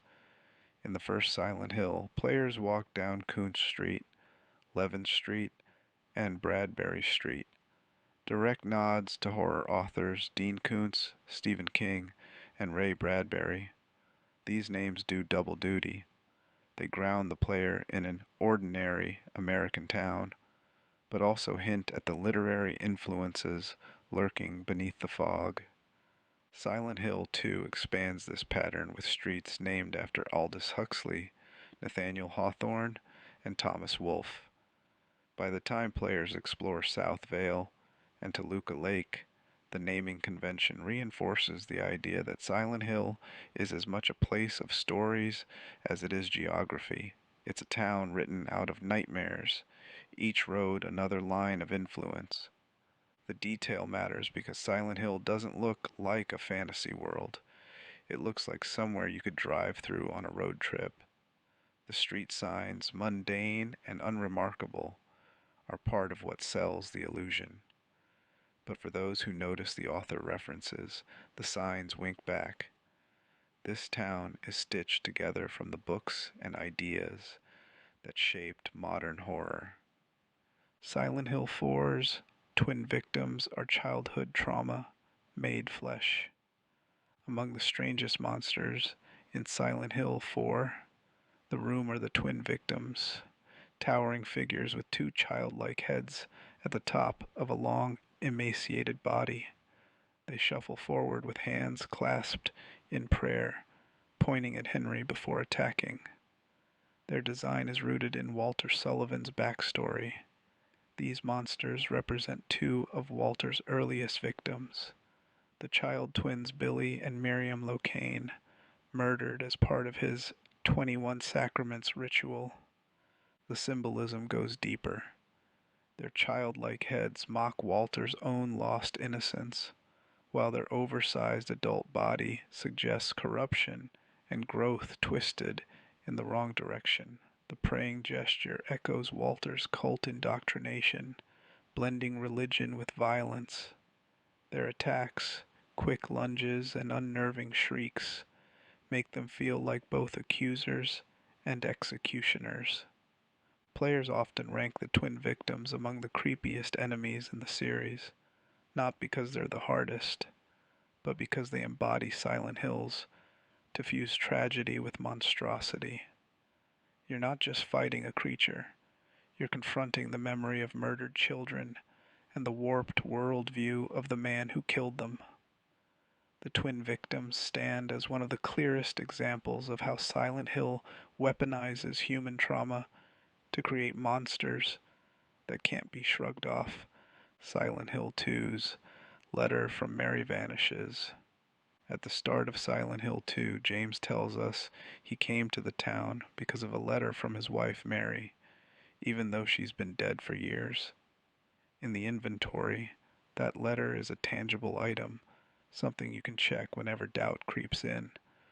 But as the game progresses and James edges closer to the truth, the letter begins to fade. By the end, it disappears entirely, leaving nothing but a blank piece of paper. This isn't just a clever trick. It's the game quietly erasing James's delusion. The letter was never real. It was Silent Hill feeding James's denial, giving him a reason to walk deeper into his own judgment. The disappearance is never announced, never explained. It just happens. Some players don't even notice until they try to check the item and realize it's gone. That small detail captures what makes Silent Hill 2 so haunting. The town doesn't confront James with a single revelation. It chips away at his excuses piece by piece. By the time the letter is gone, the player has already accepted what James has tried to avoid. He didn't come to Silent Hill for closure. He came because he couldn't escape what he did. Silent Hill 3's Memory of Alessa is a battle with the self, one of the most striking boss fights in Silent Hill. 3 takes place on the carousel at Lakeside Amusement Park, where Heather confronts the memory of Alessa. Instead of a grotesque monster, the enemy is Heather herself, multiplied into several twisted versions, each armed with one of her own weapons: knife, handgun, submachine gun. Each reflection fights Heather with tools she already knows. This battle isn't about defeating an external enemy, but rejecting the destiny Alessa carried. Claudia and the cult want Heather to become the vessel for their god, but the memory of Alessa represents the part of Heather that might submit to that role. Every strike is symbolic, a refusal to inherit the burden of her former self. The carousel setting reinforces the theme. It's a cycle, endlessly circling, and Heather must literally break the loop by killing the images of herself. When the fight ends, Heather proves she's not just a continuation of Alessa. She's her own person, even if that identity is carved out through violence. Fans still debate whether it's the series' most personal boss fight, but few moments capture Silent Hill's central horror better: the realization that sometimes the enemy is you. Silent Hill 2's Angela Staircase is a personal hell. Near the end of Silent Hill 2, James finds Angela Orozco one last time on a burning staircase. The entire environment is engulfed in flames, yet Angela climbs as if it's natural. When James hesitates, she delivers one of the game's most haunting lines. For me, it's always like this. The scene crystallizes Angela's story. A survivor of prolonged abuse at the hands of her father and brother, Angela carries a trauma so consuming that her Silent Hill is fire, constant, suffocating, inescapable. Unlike James, who still has a choice in how to confront his guilt, Angela has no escape. The staircase represents her personal purgatory, and she walks into it willingly, resigned to her fate. What makes the moment unforgettable is how it reframes Silent Hill itself. The town isn't one shared nightmare, but many individualized ones, stitched together by trauma. James sees prisons and executioners. Angela sees fire. Both are true. Both are valid. Players never see Angela again after this scene. Silent Hill doesn't confirm whether she perishes in the flames or continues climbing forever. That ambiguity makes her story one of the series' bleakest and one of its most powerful. Silent Hill's dogs are more than jump scares. While often remembered for their cheap frights, the dog-type enemies in Silent Hill serve a deeper role in atmosphere. In the first game, the Groaners are the very first monsters Harry encounters on the streets. Gaunt, skinless animals that lunge from the fog with snarls. Their design is simple but effective. They set the tone that even the most familiar companion animal can't be trusted here. Silent Hill 2 introduces sniffer dogs, larger, more monstrous versions with distended jaws. Their sudden leaps and ability to knock James off balance keep players tense in otherwise quiet outdoor sections. Silent Hill 3 brings in the double heads, grotesque canines split down the middle, their design evoking both mutilation and unnatural doubling, fitting Heather's themes of identity and inheritance. Even Silent Hill, Origins and Homecoming continue the tradition, proving dogs are a staple. They work because they're fast, unpredictable, and recognizable. A zombie might be fantastical, but a dog turned inside out is immediate and disturbing. By corrupting something familiar, the series signals that nothing, even loyal animals, is safe from Silent Hill's twisting influence. Silent Hill 2's Hotel Room 312 is the game's core. Room 312 of the Lakeview Hotel is easy to miss, as just another room at first glance. But it's where James Sunderland's entire journey collapses into truth. The space is calm, quiet, even elegant, unlike the rusted prisons or decayed apartments he's faced. But when James plays the videotape on the TV, he sees himself smothering Mary. It's the moment his denial dies. The setting is deliberate. A hotel room is supposed to be a place of intimacy and rest, and it's also where James and Mary once shared happy memories. Turning that space into the site of revelation makes the betrayal sharper. Love and guilt are inseparable here.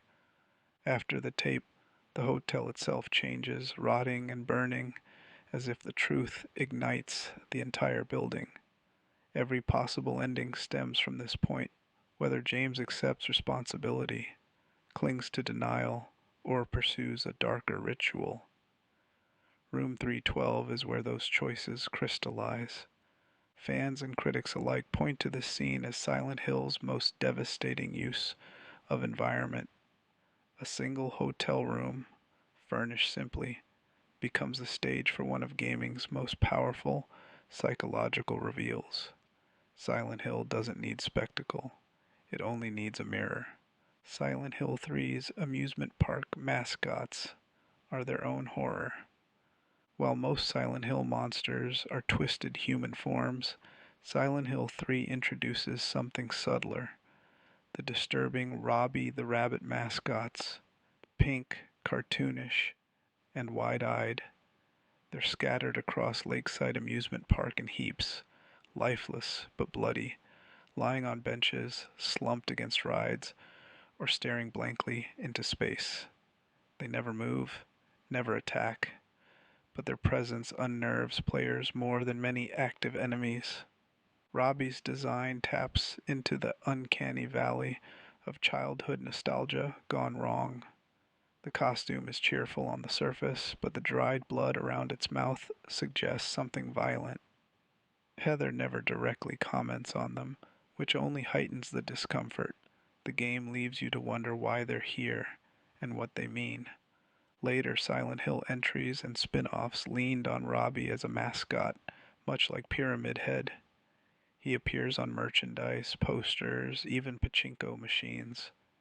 But his origin in Silent Hill 3 remains the most effective, an icon of corrupted innocence, a reminder that the park isn't fun, and that even something as harmless as a theme park rabbit costume can be repurposed into a silent accusation. Robbie doesn't have to move. In Silent Hill, sometimes staring is enough. Silent Hill's maps are part of the horror. In most survival horror games, maps are just tools, static diagrams to help with navigation. Silent Hill treats them differently. Each map is hand-drawn by the protagonist as you explore, with red lines crossing off locked doors, circles marking important rooms, and notes scribbled directly onto the paper. The marks only appear after you've tested the space yourself, making the act of checking doors feel like writing your own log of survival. This system does more than track progress.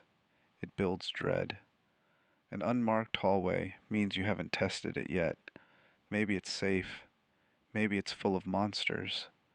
A door with a question mark nags at you until you return. Even save points are sometimes marked, hinting at their uneasy presence in the world. Silent Hill 2 and 3 refine the system further, with James and Heather making different styles of notes, reinforcing that these aren't generic maps, but personal ones. In Silent Hill 4, Henry doesn't even have a full map for every area, driving home his helplessness. By embedding navigation into the characters' perspectives, Silent Hill makes even a mundane mechanic unnerving. Every red line is a memory of failure, every circle a reminder of something unfinished. Silent Hill Homecoming Syiam is one of the series' most disturbing designs. Among the new monsters introduced in Silent Hill Homecoming, the Syiam is easily the most infamous. It's a grotesque fusion of two human bodies, a large, muscular male figure carrying a bound female figure strapped to its chest, both wrapped in leather restraints. The female half dangles limply, arms and legs restricted, while the male half does the fighting. The symbolism is blunt but powerful. Syiam represents domination and subjugation, echoing the game's recurring themes of abuse, control, and distorted family dynamics. Its bondage-like design disturbed many fans, with some critics accusing it of leaning too heavily into shock imagery. Yet its presence fits Homecoming's exploration of violence handed down through generations. In combat, the Syiam is relentless. It charges with brutal melee attacks, and its size makes dodging difficult in tight corridors. Its dual form makes it feel even more wrong. You're never sure if you're fighting one creature or two fused together in suffering. Though Homecoming divided fans, the Syiam endures as one of Silent Hill's most visually upsetting monsters. It captures the franchise's core strength, turning human relationships, especially toxic ones, into physical abominations you can't ignore. Silent Hill 2's multiple endings aren't good or bad. Unlike many games that clearly label their outcomes, Silent Hill 2 offers endings that feel morally ambiguous, each tied to how James processes his guilt. The Leave ending, often called the good one, has James accept Mary's death and leave town with Laura. But even this is bittersweet. James walks away scarred, his future uncertain. The in-water ending shows James driving into Toluca Lake, a tragic conclusion where he gives in to despair. Some players see it as failure, but others view it as James finally punishing himself, consistent with Silent Hill's theme of judgment. The Maria ending has James embrace the illusion, choosing to live with Maria as a replacement for Mary. It's denial given form, not triumphant, but not outright defeat either. The secret rebirth ending complicates things further, implying James revives Mary through a dark ritual. Whether that's a miracle or damnation is left unanswered. Team Silent designed these endings to avoid simple binaries. Each reflects how players guided James through the fog toward acceptance, denial, self-destruction, or obsession. By refusing to assign good or bad, the game makes players sit with their choices long after the credits roll. Silent Hill 3's cult ending turns the game into a joke. Like Silent Hill 2's dog ending, Silent Hill 3 includes a hidden joke ending that completely breaks tone. If Heather collects the Heather beam weapon by killing a huge number of enemies, she unlocks the ability to fire laser beams from her eyes. With it, completing the game leads to the revenge ending, also called the cult ending. In this bizarre sequence, Heather leads an army of UFOs to annihilate Silent Hill, including its cult, monsters, and even the player's expectations. A slideshow-style cutscene shows the destruction, while Akira Yamaoka's quirky Silent Hill UFO music plays in the background. It's absurd, irreverent, and completely at odds with the game's heavy themes of trauma, faith, and rebirth.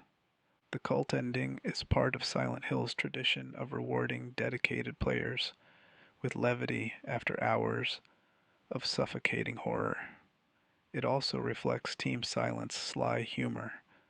No matter how grim the story gets, there's always room to poke fun at itself.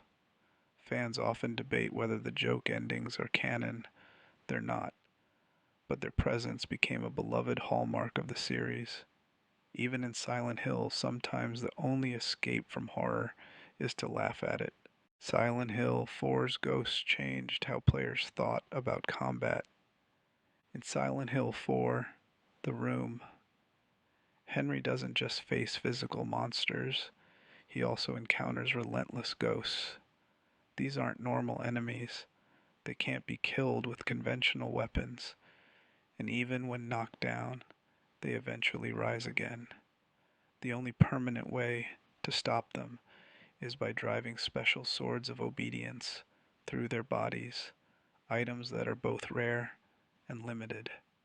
This design upended the series' usual survival horror rhythm. Players couldn't simply clear an area for safety. Ghosts created ongoing pressure, forcing tough choices about when to use precious swords or when to endure the haunting. Their presence also tied into the game's themes of lingering trauma, spirits of Walter Sullivan's victims cursed to wander forever.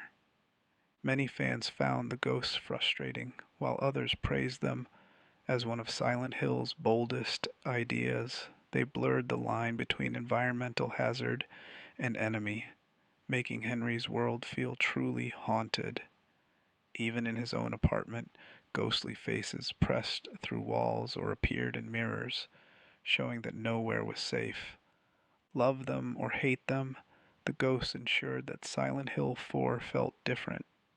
They weren't just another monster type. They redefined how players thought about survival itself. Silent Hill's radios became an iconic horror mechanic. One of the most memorable elements of the series is the portable radio that emits static whenever monsters are near. Introduced in Silent Hill 1999, it served a practical function, alerting players to danger hidden in the fog. But it quickly became more than a tool. The radio's hiss is synonymous with Silent Hill itself, a sound cue that creates dread before an enemy even appears. The brilliance of the mechanic is how it blurs immersion. In-universe, Harry doesn't question why the radio reacts this way, it just does. Later protagonists like James and Heather also accept it, reinforcing Silent Hill's dream logic. The player learns to fear the static as much as the monsters it signals. The radio also plays with expectations. Sometimes static builds, but no enemy shows up, leaving players paranoid. Other times, enemies attack before the sound has fully risen, breaking the sense of safety. By the time later games removed or altered the mechanic, fans protested, proving that the radio wasn't just an early design crutch, but a core piece of Silent Hill's identity. Few sounds in gaming are as instantly recognizable or as effective at triggering anxiety as that relentless crackle of interference. Silent Hill 2's Angela knife scene lets players keep the weapon. Early in Silent Hill 2, James finds Angela in a decrepit room clutching a large kitchen knife. She's distraught, her dialogue filled with self-loathing and suicidal thoughts. James manages to calm her enough that she sets the knife down, but instead of disappearing like most key items, it's added to your inventory. The unsettling part is that the knife has no real gameplay use. You can't equip it as a weapon in normal combat. Instead, it just sits in the inventory menu, described as Angela's knife, carrying the weight of that encounter with you for the rest of the game. Some fans speculate it influences the in-water ending, since repeatedly examining it can be read as James obsessing over self-destruction. By letting players keep the knife, Silent Hill 2 ensures Angela's trauma doesn't fade away after a single scene. It becomes baggage, literally carried alongside James's ammo and health drinks. It's a subtle but powerful example of how Silent Hill uses even its inventory to remind players that the town's horrors aren't just external. They're psychological scars you can't simply discard. Silent Hill 3's funfair opening is actually the ending in disguise. Silent Hill 3 begins with Heather waking up inside Lakeside Amusement Park, surrounded by monsters. It's a disorienting start. Players are thrown straight into chaos without context. Most assume it's just a nightmare intro, a tutorial before the real story begins. But on replays, it becomes clear this sequence foreshadows the game's true finale. The carousel, the roller coaster tracks, and the mascots all appear again at the climax when Heather faces the memory of Alessa. The monsters that swarm her in the opening match the same ones she'll later confront in full force. Even her sudden death in the intro parallels the sacrificial undertones of her role as Alessa's reincarnation. Team Silent intentionally blurred the line between dream and prophecy. By the time Heather wakes up in the Central Square Mall, the player has already glimpsed where her journey will end, even if they don't recognize it yet. It's a clever narrative loop. The ending haunts the beginning, just as Alessa's past haunts Heather's future. For many fans, realizing the opening was more than a nightmare is one of Silent Hill 3's most rewarding revelations, proof that in this series nothing is wasted. Silent Hill 2's Eddie represents violence as denial. Eddie Dombrowski is one of the three major characters James encounters in Silent Hill, and he stands out because his nightmare is entirely human. Eddie is a bullied young man who retreats into violence, convincing himself that killing those who mock him is self-defense. By the time James meets him in the meat locker and bowling alley, Eddie is already sliding into full delusion, claiming everyone was laughing at him. His progression mirrors James's own. Both are in Silent Hill because of denial. James over Mary, Eddie over his murders. But where James wrestles with guilt, Eddie embraces justification. His final battle in the meat freezer, surrounded by hanging carcasses, cements his identity. He sees himself as the victim, but the environment frames him as the butcher. Symbolically, Eddie represents one possible outcome for James. He's what happens when denial curdles into rage, when blame is always shifted outward. The town doesn't need to create monsters for Eddie. He's already become one. Silent Hill simply reflects that back at him. Eddie's downfall reinforces the game's thesis. Silent Hill doesn't punish arbitrarily. It mirrors what you bring into it, and Eddie brought violence. Laura is the only one who sees a normal town. In Silent Hill 2, 8-year-old Laura walks through South Vale like it's any small lakeside community.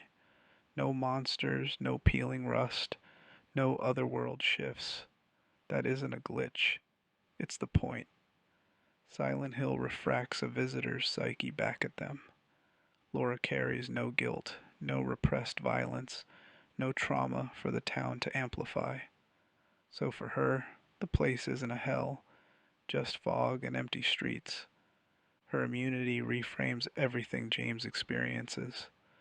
When Laura mocks him for being scared, it stings because she's literally navigating a different reality.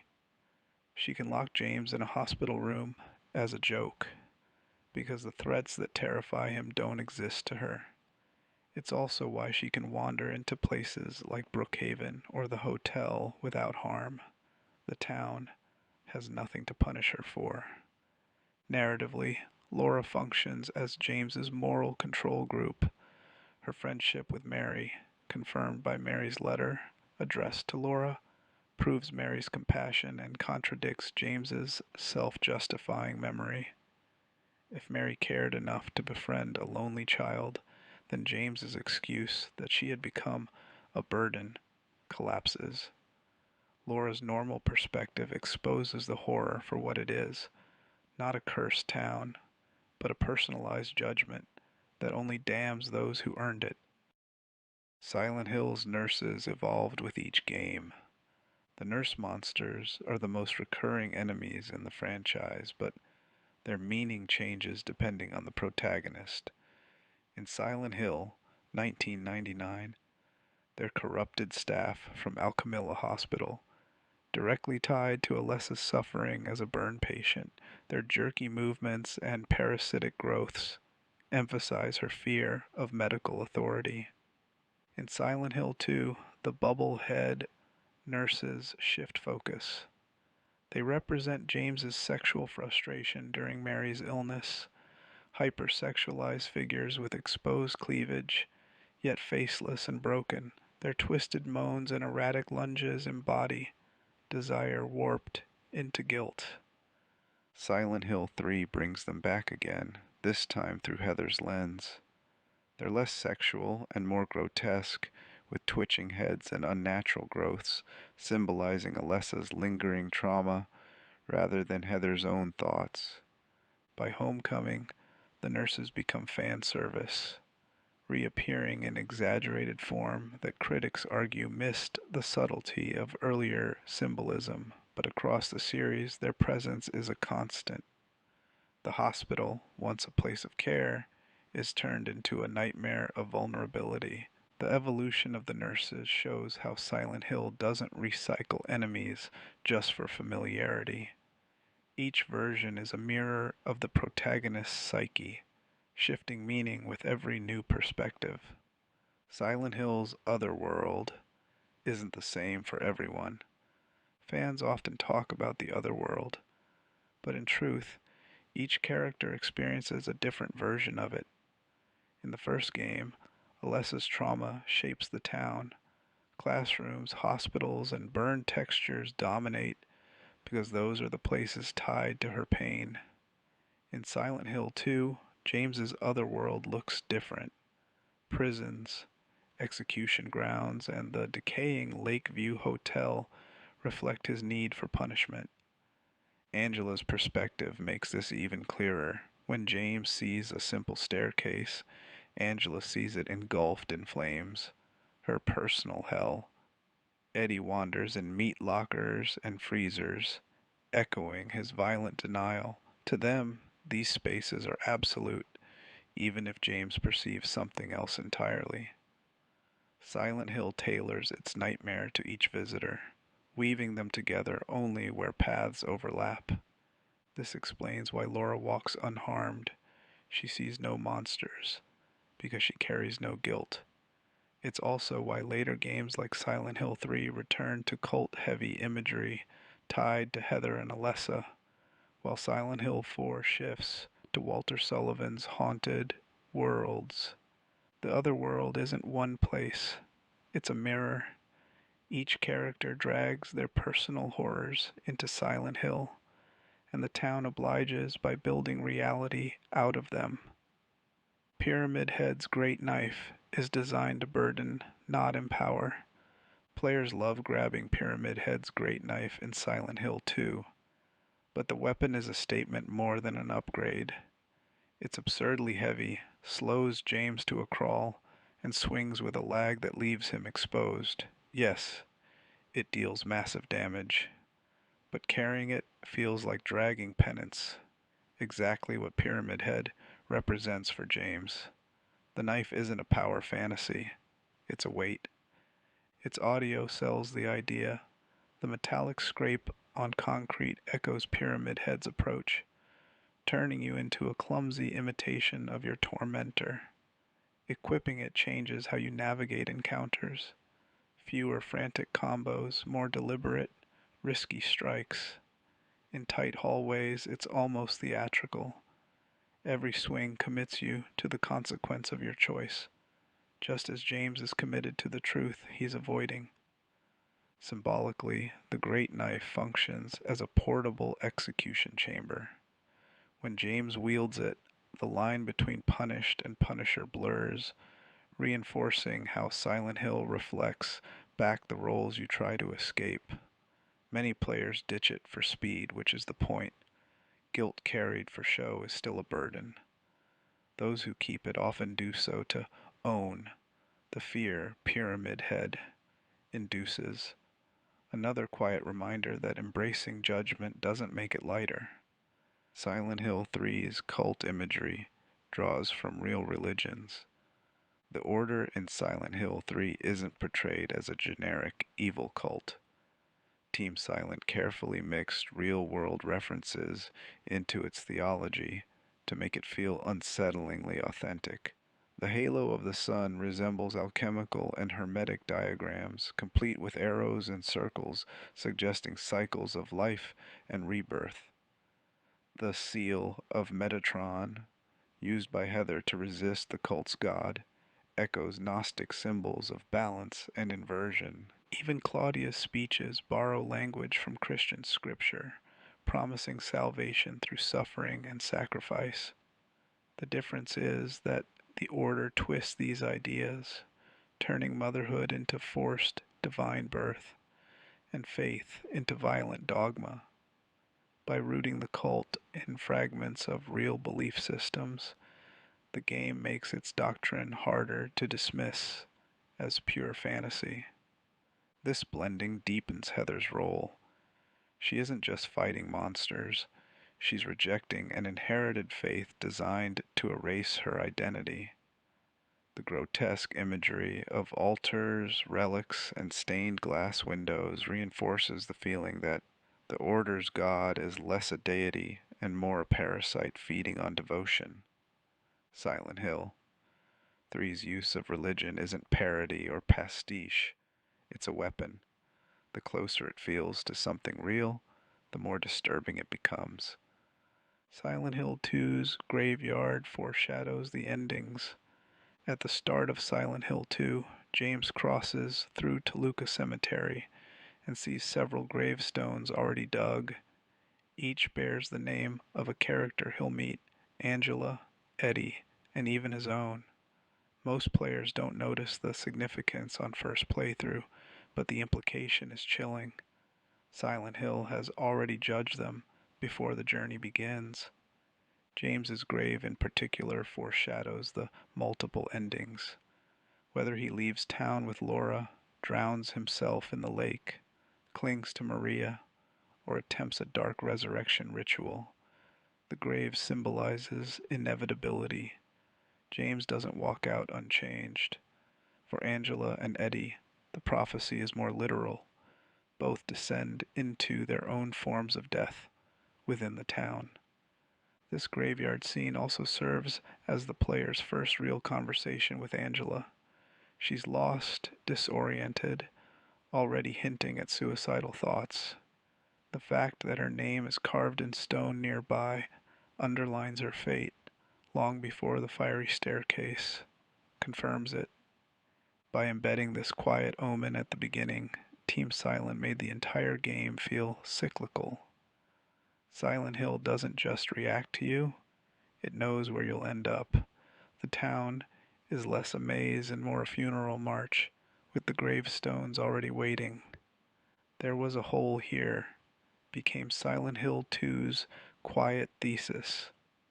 Early in Southvale, James finds graffiti scrawled across a boarded storefront near Neely's bar. There was a hole here. It's gone now. It's a throwaway line if you're rushing, but it turns into a Rosetta Stone on replays. Silent Hill 2 is obsessed with holes. The peepholes in the apartment, the no-bottom chasms you willingly jump through in the historical society, the coffin drop, the final plunge into the hotel's bowels. Holes are passageways, confessions, and erasures, places where reality gives way to something you'd rather not look at. The message reads like denial carved into wood. Something opened here. An event, a memory, a wound, and someone tried to seal it back up. That's James's arc in a sentence. He keeps insisting there's nothing to see, that Mary's letter is real, that the town is just fog and bad luck. But Silent Hill keeps offering holes anyway, asking him to choose, climb down and face it, or walk past and pretend it's gone now. Fans debate authorship, Laura's prank, Angela's despair, the town itself, but the effect is the same.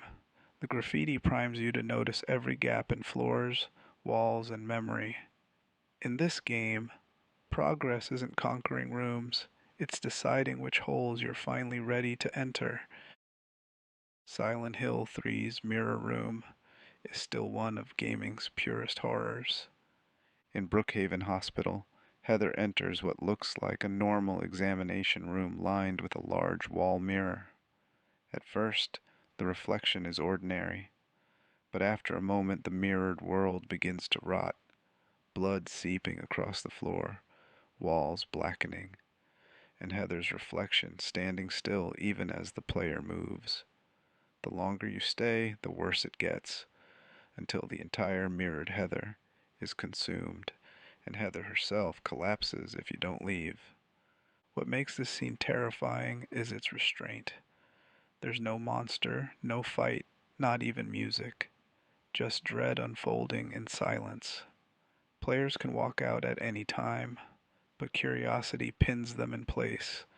The scare relies entirely on atmosphere and the uncanny realization that your reflection is no longer you.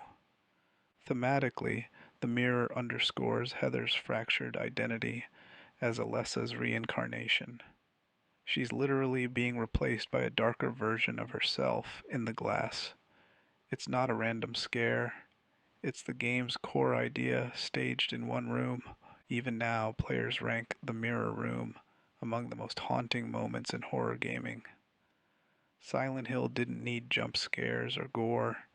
It only needed a mirror, some patience, and the courage to let you watch yourself disappear. Silent Hill 4's apartment windows were a second prison. At the start of Silent Hill 4, the room, Henry Townshend, can at least look out the windows of room 302, even if he can't leave. The view shows South Ashfield streets, ordinary life continuing outside. Neighbors walk, cars pass, children play. It's bittersweet. Henry is trapped, but the world hasn't stopped. As the game progresses and hauntings intensify, even the windows turn hostile. Ghostly faces press against the glass. Figures appear where none should be, and sometimes the outside seems darker as though the town itself is vanishing. By the late stages, Henry's windows stop showing comfort at all. They're just another surface for the supernatural to invade. This detail reinforces the theme of imprisonment. The apartment is Henry's sanctuary at first, but it slowly becomes a cage. The windows, once a glimpse of freedom, shift into reminders that he's cut off completely. They're barriers, not portals.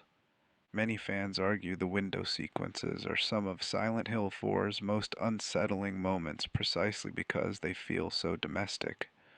Monsters in hallways are expected, but when even your window betrays you, Silent Hill proves it can corrupt the most ordinary comfort into dread. Silent Hill 2's radio broadcast Easter egg. Most players remember the radio for its static, but Silent Hill 2 hides a full-on Easter egg inside it. After finishing the game once, starting a new game plus lets James tune into a strange radio broadcast at the very beginning. Instead of static, you hear a bizarre news report describing the murders, the town's mysteries, and even surreal details about James himself. The broadcast is intentionally absurd, mixing dry narration with odd humor.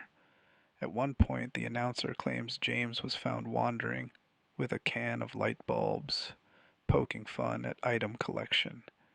It ends with eerie silence, leaving the player more unsettled than informed. This hidden feature highlights Silent Hill's tradition of rewarding replays with layers of strangeness. It doesn't explain the story or clarify canon. It deepens the feeling that the town is aware of you, the player, and is toying with your expectations. Much like the UFO and dog endings, the broadcast is a wink from Team Silent that humor and horror can coexist, often in the same breath. Fans who stumble on it often rank it alongside the weirdest secrets in the series. A reminder that in Silent Hill, even a radio might start talking back. Silent Hill's save points blur, safety, and unease. Unlike most survival horror games, Silent Hill rarely frames saving as a relief. In the first game, Harry writes progress in school notebooks and hospital records, objects tied to Alessa's trauma. In Silent Hill 2, James kneels before glowing red squares that look more like bloodstains than tools. Silent Hill 3 doubles down, turning save points into the halo of the sun, the cult's emblem. Every time Heather saves, she reinforces the very faith she's resisting. The effect is subtle but powerful. What should symbolize safety instead feels intrusive, like the town branding your progress as its own. Even the sound design leans into this. Save points hum, buzz, or glow unnaturally, more like warnings than comforts. In Silent Hill 4, the system twists further. Saving is only possible in Henry's apartment, the space that begins as sanctuary but becomes increasingly haunted. By tying progress to the most unsafe safe room in the franchise, the game weaponizes routine itself. This approach makes saving part of the horror. Silent Hill reminds players that nothing, not even menus or checkpoints, exists outside the nightmare. Every save is a compromise with the town, a mark in its ledger. Silent Hill 3's God Fetus, Boss, is one of the most unsettling finales in gaming.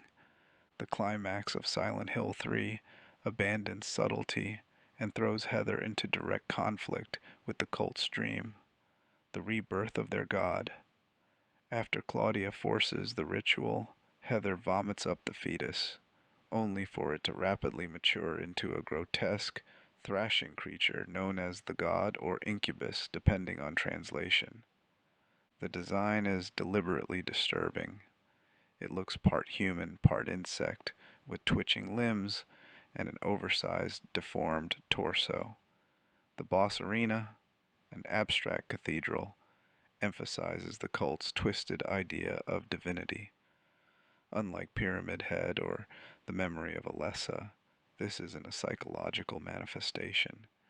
It's a literal monster born from religious obsession. What makes the fight powerful is Heather's role.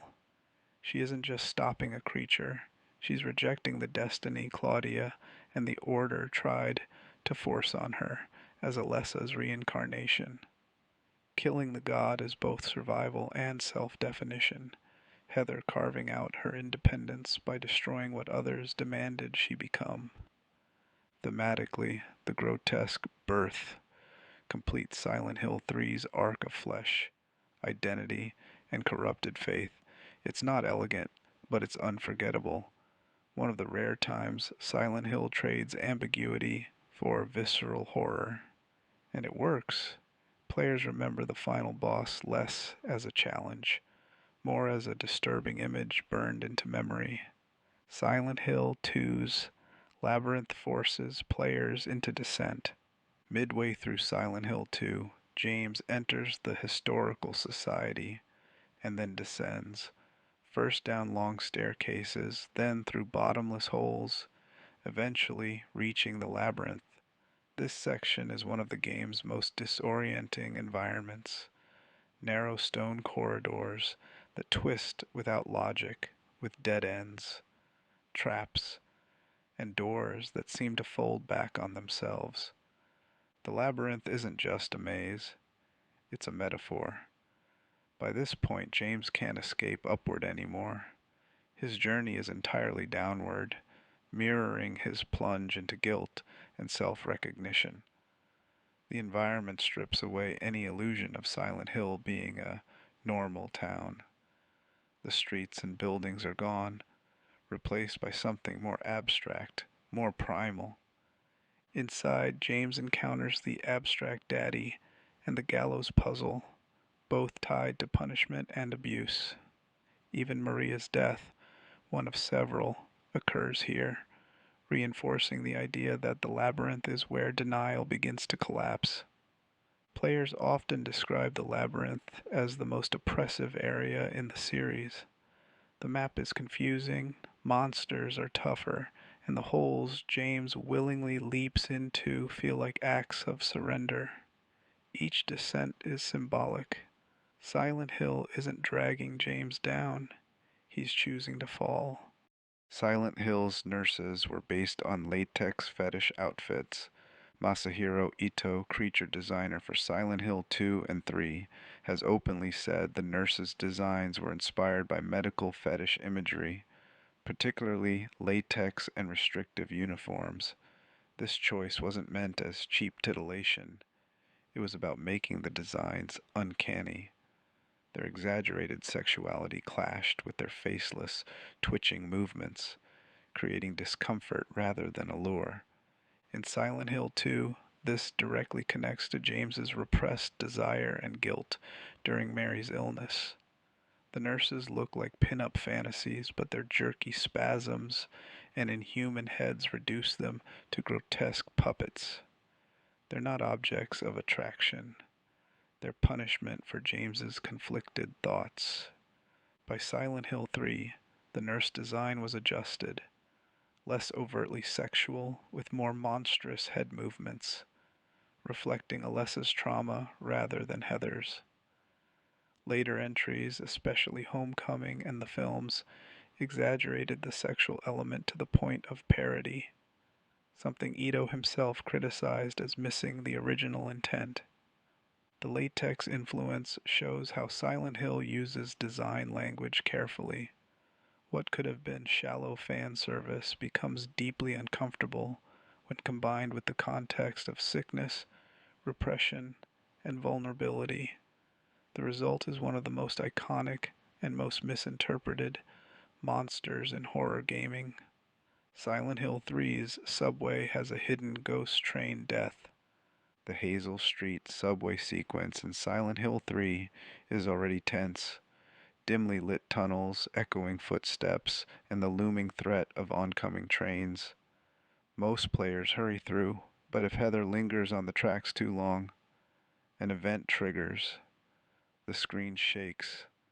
A blinding light floods the tunnel, and a train barrels forward, killing her instantly.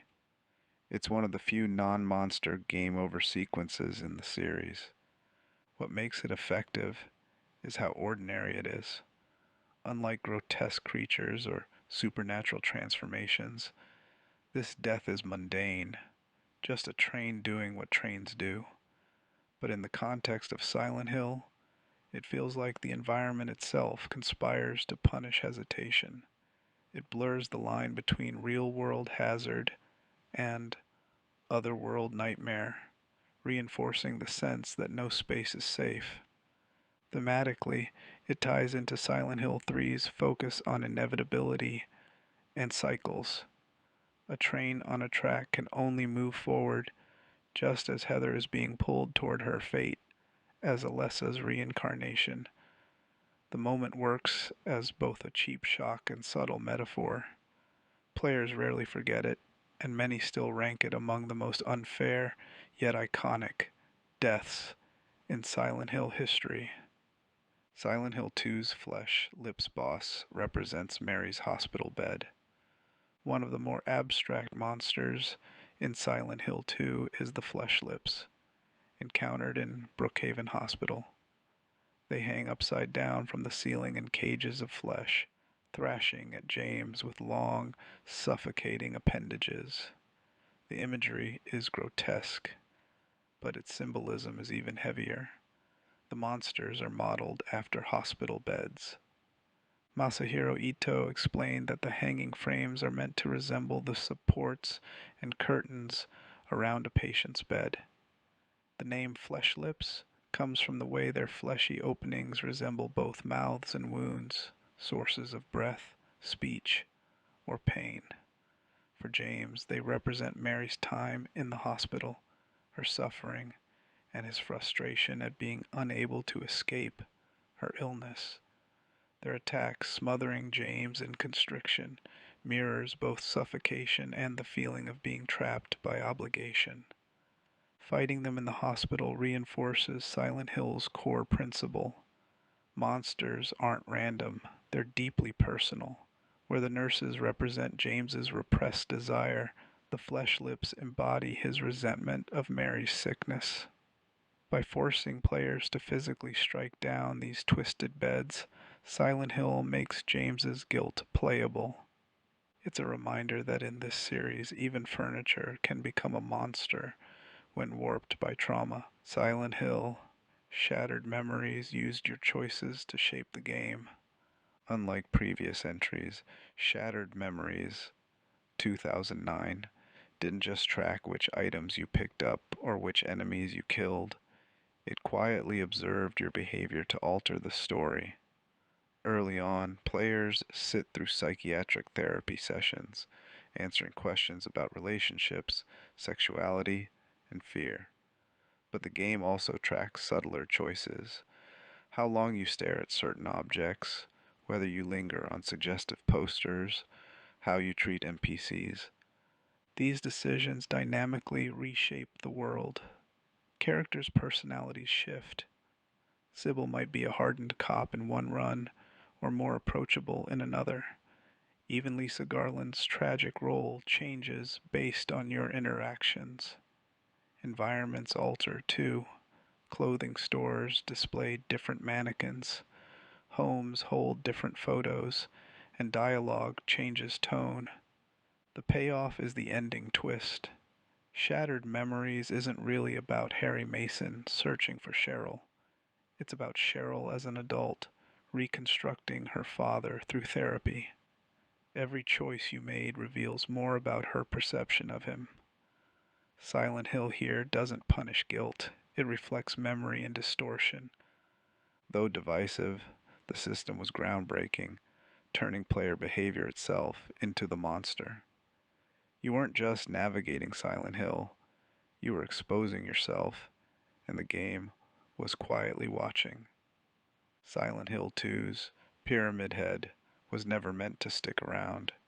Today, Pyramid Head is the face of the franchise, appearing in spin-offs, films, even crossovers, but originally he was designed solely for James Sunderland's story in Silent Hill 2.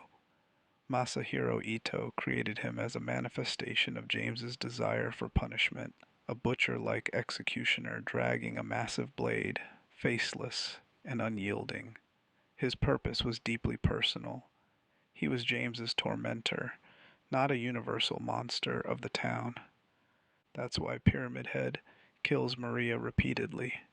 Each death is a staged execution for James to witness, a reminder of his guilt over Mary. Once James accepts his crime in the Lakeview Hotel, the Pyramid Heads commit suicide, symbolizing that James no longer needs them. Their role is finished. However, due to fan obsession, Konami brought Pyramid Head back in later media. In Homecoming, he's recast as the Boogeyman, and the films make him a general executioner tied to the cult. Ito has criticized these appearances, saying they strip away the original meaning. For him, Pyramid Head only makes sense as James's judge, not as a franchise mascot. This debate continues in the fan base. Is Pyramid Head Silent Hill's icon, or is his overuse proof of the series' misunderstanding itself? Silent Hill's music blends beauty with dread. Akira Yamaoka's soundtracks are as important to Silent Hill as its monsters. Instead of only relying on ominous tones, Yamaoka mixed industrial noise, ambient hums, and even delicate guitar melodies. The contrast between harsh metallic grinding and soft, mournful themes created a soundscape that felt both human and alien. Tracks like Theme of Laura in Silent Hill 2 showcase this duality. On the surface, it's a melancholic rock piece, something you might hear in a drama film, but in context, it underlines James's grief and denial. Meanwhile, battle themes often use distorted samples and pounding rhythms that feel like machinery breaking down, immersing players in chaos rather than adrenaline. Yamaoka has said he wanted players to feel emotions beyond fear, sadness, longing, even nostalgia. This is why songs like Promise and You're Not Here stick with fans as much as the moments of static and sirens. The music doesn't just support the horror, it complicates it, reminding players that Silent Hill is as much about sorrow as it is terror. Few horror games dared to be beautiful, but Silent Hill proved that beauty itself can be haunting. Silent Hill 3's roller coaster death is almost unavoidable the first time. Early in Silent Hill 3, Heather finds herself on the tracks of the Lakeside Amusement Park roller coaster. Sirens blare, lights flash, and the cars start racing toward her. If the player doesn't move fast enough, Heather is run down in a brutal instant death sequence. The moment is notorious because most players die the first time they encounter it. The warning signs are clear, but the panic of sprinting down a narrow track under flashing lights creates hesitation. It feels unfair, but that's the point. Silent Hill often punishes curiosity and delay, teaching players that hesitation can be fatal. Thematically, the roller coaster ties into cycles of inevitability. Like the ride itself, Heather is locked on rails, pulled toward an outcome she didn't choose. Later, the amusement park becomes the stage for the memory of Alessa fight, looping the imagery back to destiny and repetition. It's one of Silent Hill 3's most famous scripted deaths, ranking alongside the subway train kill. Both scenes show that Silent Hill doesn't always need monsters to terrify you. The environment itself can turn lethal, with no chance of mercy. Silent Hill 2's Hospital is a stage for guilt and desire, Brook Haven Hospital in Silent Hill. 2 isn't tied to Alessa like the first game's Alchemilla. It's James's personal nightmare. Every hallway, ward, and locked door reflects his conflicted feelings about Mary's illness, the bubble-head nurse Sembadi, his repressed sexual frustration, dressed provocatively but faceless, twitching and dangerous. Their moans blur the line between desire and disgust. The hospital also hosts the flesh lips, hanging monsters shaped like hospital beds as suffocating James as if he's being smothered by obligation. Together, these enemies turn medical care into accusation. Instead of healing, the hospital becomes a place of judgment, reminding James of the resentment he felt during Mary's long sickness. Even the environment reinforces the theme. The patient rooms are claustrophobic, filled with items hinting at decay. Puzzles involve examining the body, illness, or death. By placing James in a hospital, Silent Hill forces him to relive the place where his denial began, the site of Mary's suffering that he chose to end himself. Brookhaven isn't scary just because it's a horror hospital. It's terrifying because it's James's. It's a space where love, duty, resentment, and guilt collapse into monsters that refuse to let him forget. Silent Hill 3's mall mirrors the ordinary turned hostile. The Central Square Shopping Center, Heather's first major location in Silent Hill 3, is one of the series' most effective openings because it weaponizes the mundane. Unlike the surreal foggy streets or ancient cult cathedrals, the mall is a place everyone knows.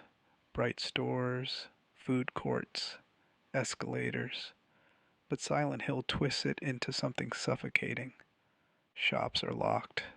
Mannequins stand frozen in eerie poses, and the cheerful background music is replaced with Akira Yamaoka's industrial grind. The mall, a symbol of youth and normalcy, becomes Heather's introduction to inherited trauma. It's not coincidence. The shopping center is also where she's ambushed by cult members, dragging her deeper into the destiny Alessa left behind. The mannequin scare, where Heather hears a noise in a shop and finds a freshly mutilated dummy, is a standout. No monster attacks. The horror lies in what's implied. From that moment, even the mannequins lining clothing stores feel like enemies waiting to move. By starting in a mall, Silent Hill 3 shows how easily comfort flips into dread. It's not an alien nightmare. It's home, school, or in this case, a shopping trip. Ordinary life curdles and Heather's story begins in a place that should have been safe. Silent Hill 2's historical society marks the point of no return. When James enters the Silent Hill Historical Society, the town stops resembling a real place and fully slips into nightmare logic. The museum exhibits are unsettling. Photos of Toluca prison, old maps, and paintings of executions, but what follows breaks geography itself.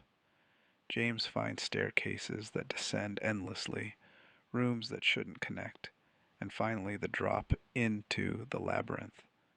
This shift is symbolic. Up to this point, James can still rationalize the town as abandoned or cursed, but the historical society shows him that Silent Hill isn't bound by physical rules. It's a psychological descent, and James chooses to keep going down. The point of no return isn't just a game mechanic, it's narrative. Once inside, James is committed to facing the truth about Mary. The building's focus on executions also ties directly into Pyramid Head's role as James's executioner. The walls are lined with reminders that judgment has always been part of Silent Hill's identity. By walking through the museum doors, James steps into history and into his own trial. For many players, this marks the moment Silent Hill 2 stops being survival horror and becomes something deeper, a confession you can't climb back out of. Silent Hill Origins shows the birth of the otherworld. As a prequel, Silent Hill Origins explores how Alessa's trauma first warped the town. Unlike later entries where the otherworld feels established, Origins shows its emergence, walls peeling, floors rusting, and spaces shifting, as if the nightmare is still learning to exist. This makes Travis's journey unique. He witnesses Silent Hill in the act of becoming. One key mechanic emphasizes this. Travis can use mirrors to step between the fog world and the other world at will. These transitions are some of the most visceral in the series. His reflection reaches out, pulling him through the glass as the room transforms around him. Instead of the siren dragging players into nightmare, Origins lets you see both layers overlapping, suggesting that Silent Hill is a wound that never fully heals. Narratively, Origins ties the otherworld directly to the ritual that binds Alessa, showing how her suffering expands beyond her body and infects the town. Later games take the otherworld for granted, but Origins makes it freshly terrifying, because you're watching it bleed into reality for the first time. It's not the most beloved entry, but its take on the otherworld adds weight to everything that follows in the series. Silent Hill 2's boat ride is a moment of stillness before truth. After the horrors of the labyrinth and prison, James finds himself in a small rowboat on Toluca Lake, heading toward the Lakeview Hotel. The sequence is striking because almost nothing happens. There are no monsters, no puzzles, just James rowing through endless fog while Akira Yamaoka's ambient score hums in the background. The scene functions as a breather, but also as metaphor. James is literally crossing a body of water toward his final judgment. The lake has always symbolized memory and death in Silent Hill, and the slow, dreamlike pace forces players to sit with James's guilt. Some versions of the game even make you row manually with the controller, turning the act into deliberate effort. Every pull of the oar a step closer to the truth. It's also one of the most cinematic moments in the series. The fog hides any sense of distance, so the hotel seems to materialize out of nothing, like James is rowing into a memory rather than a physical place.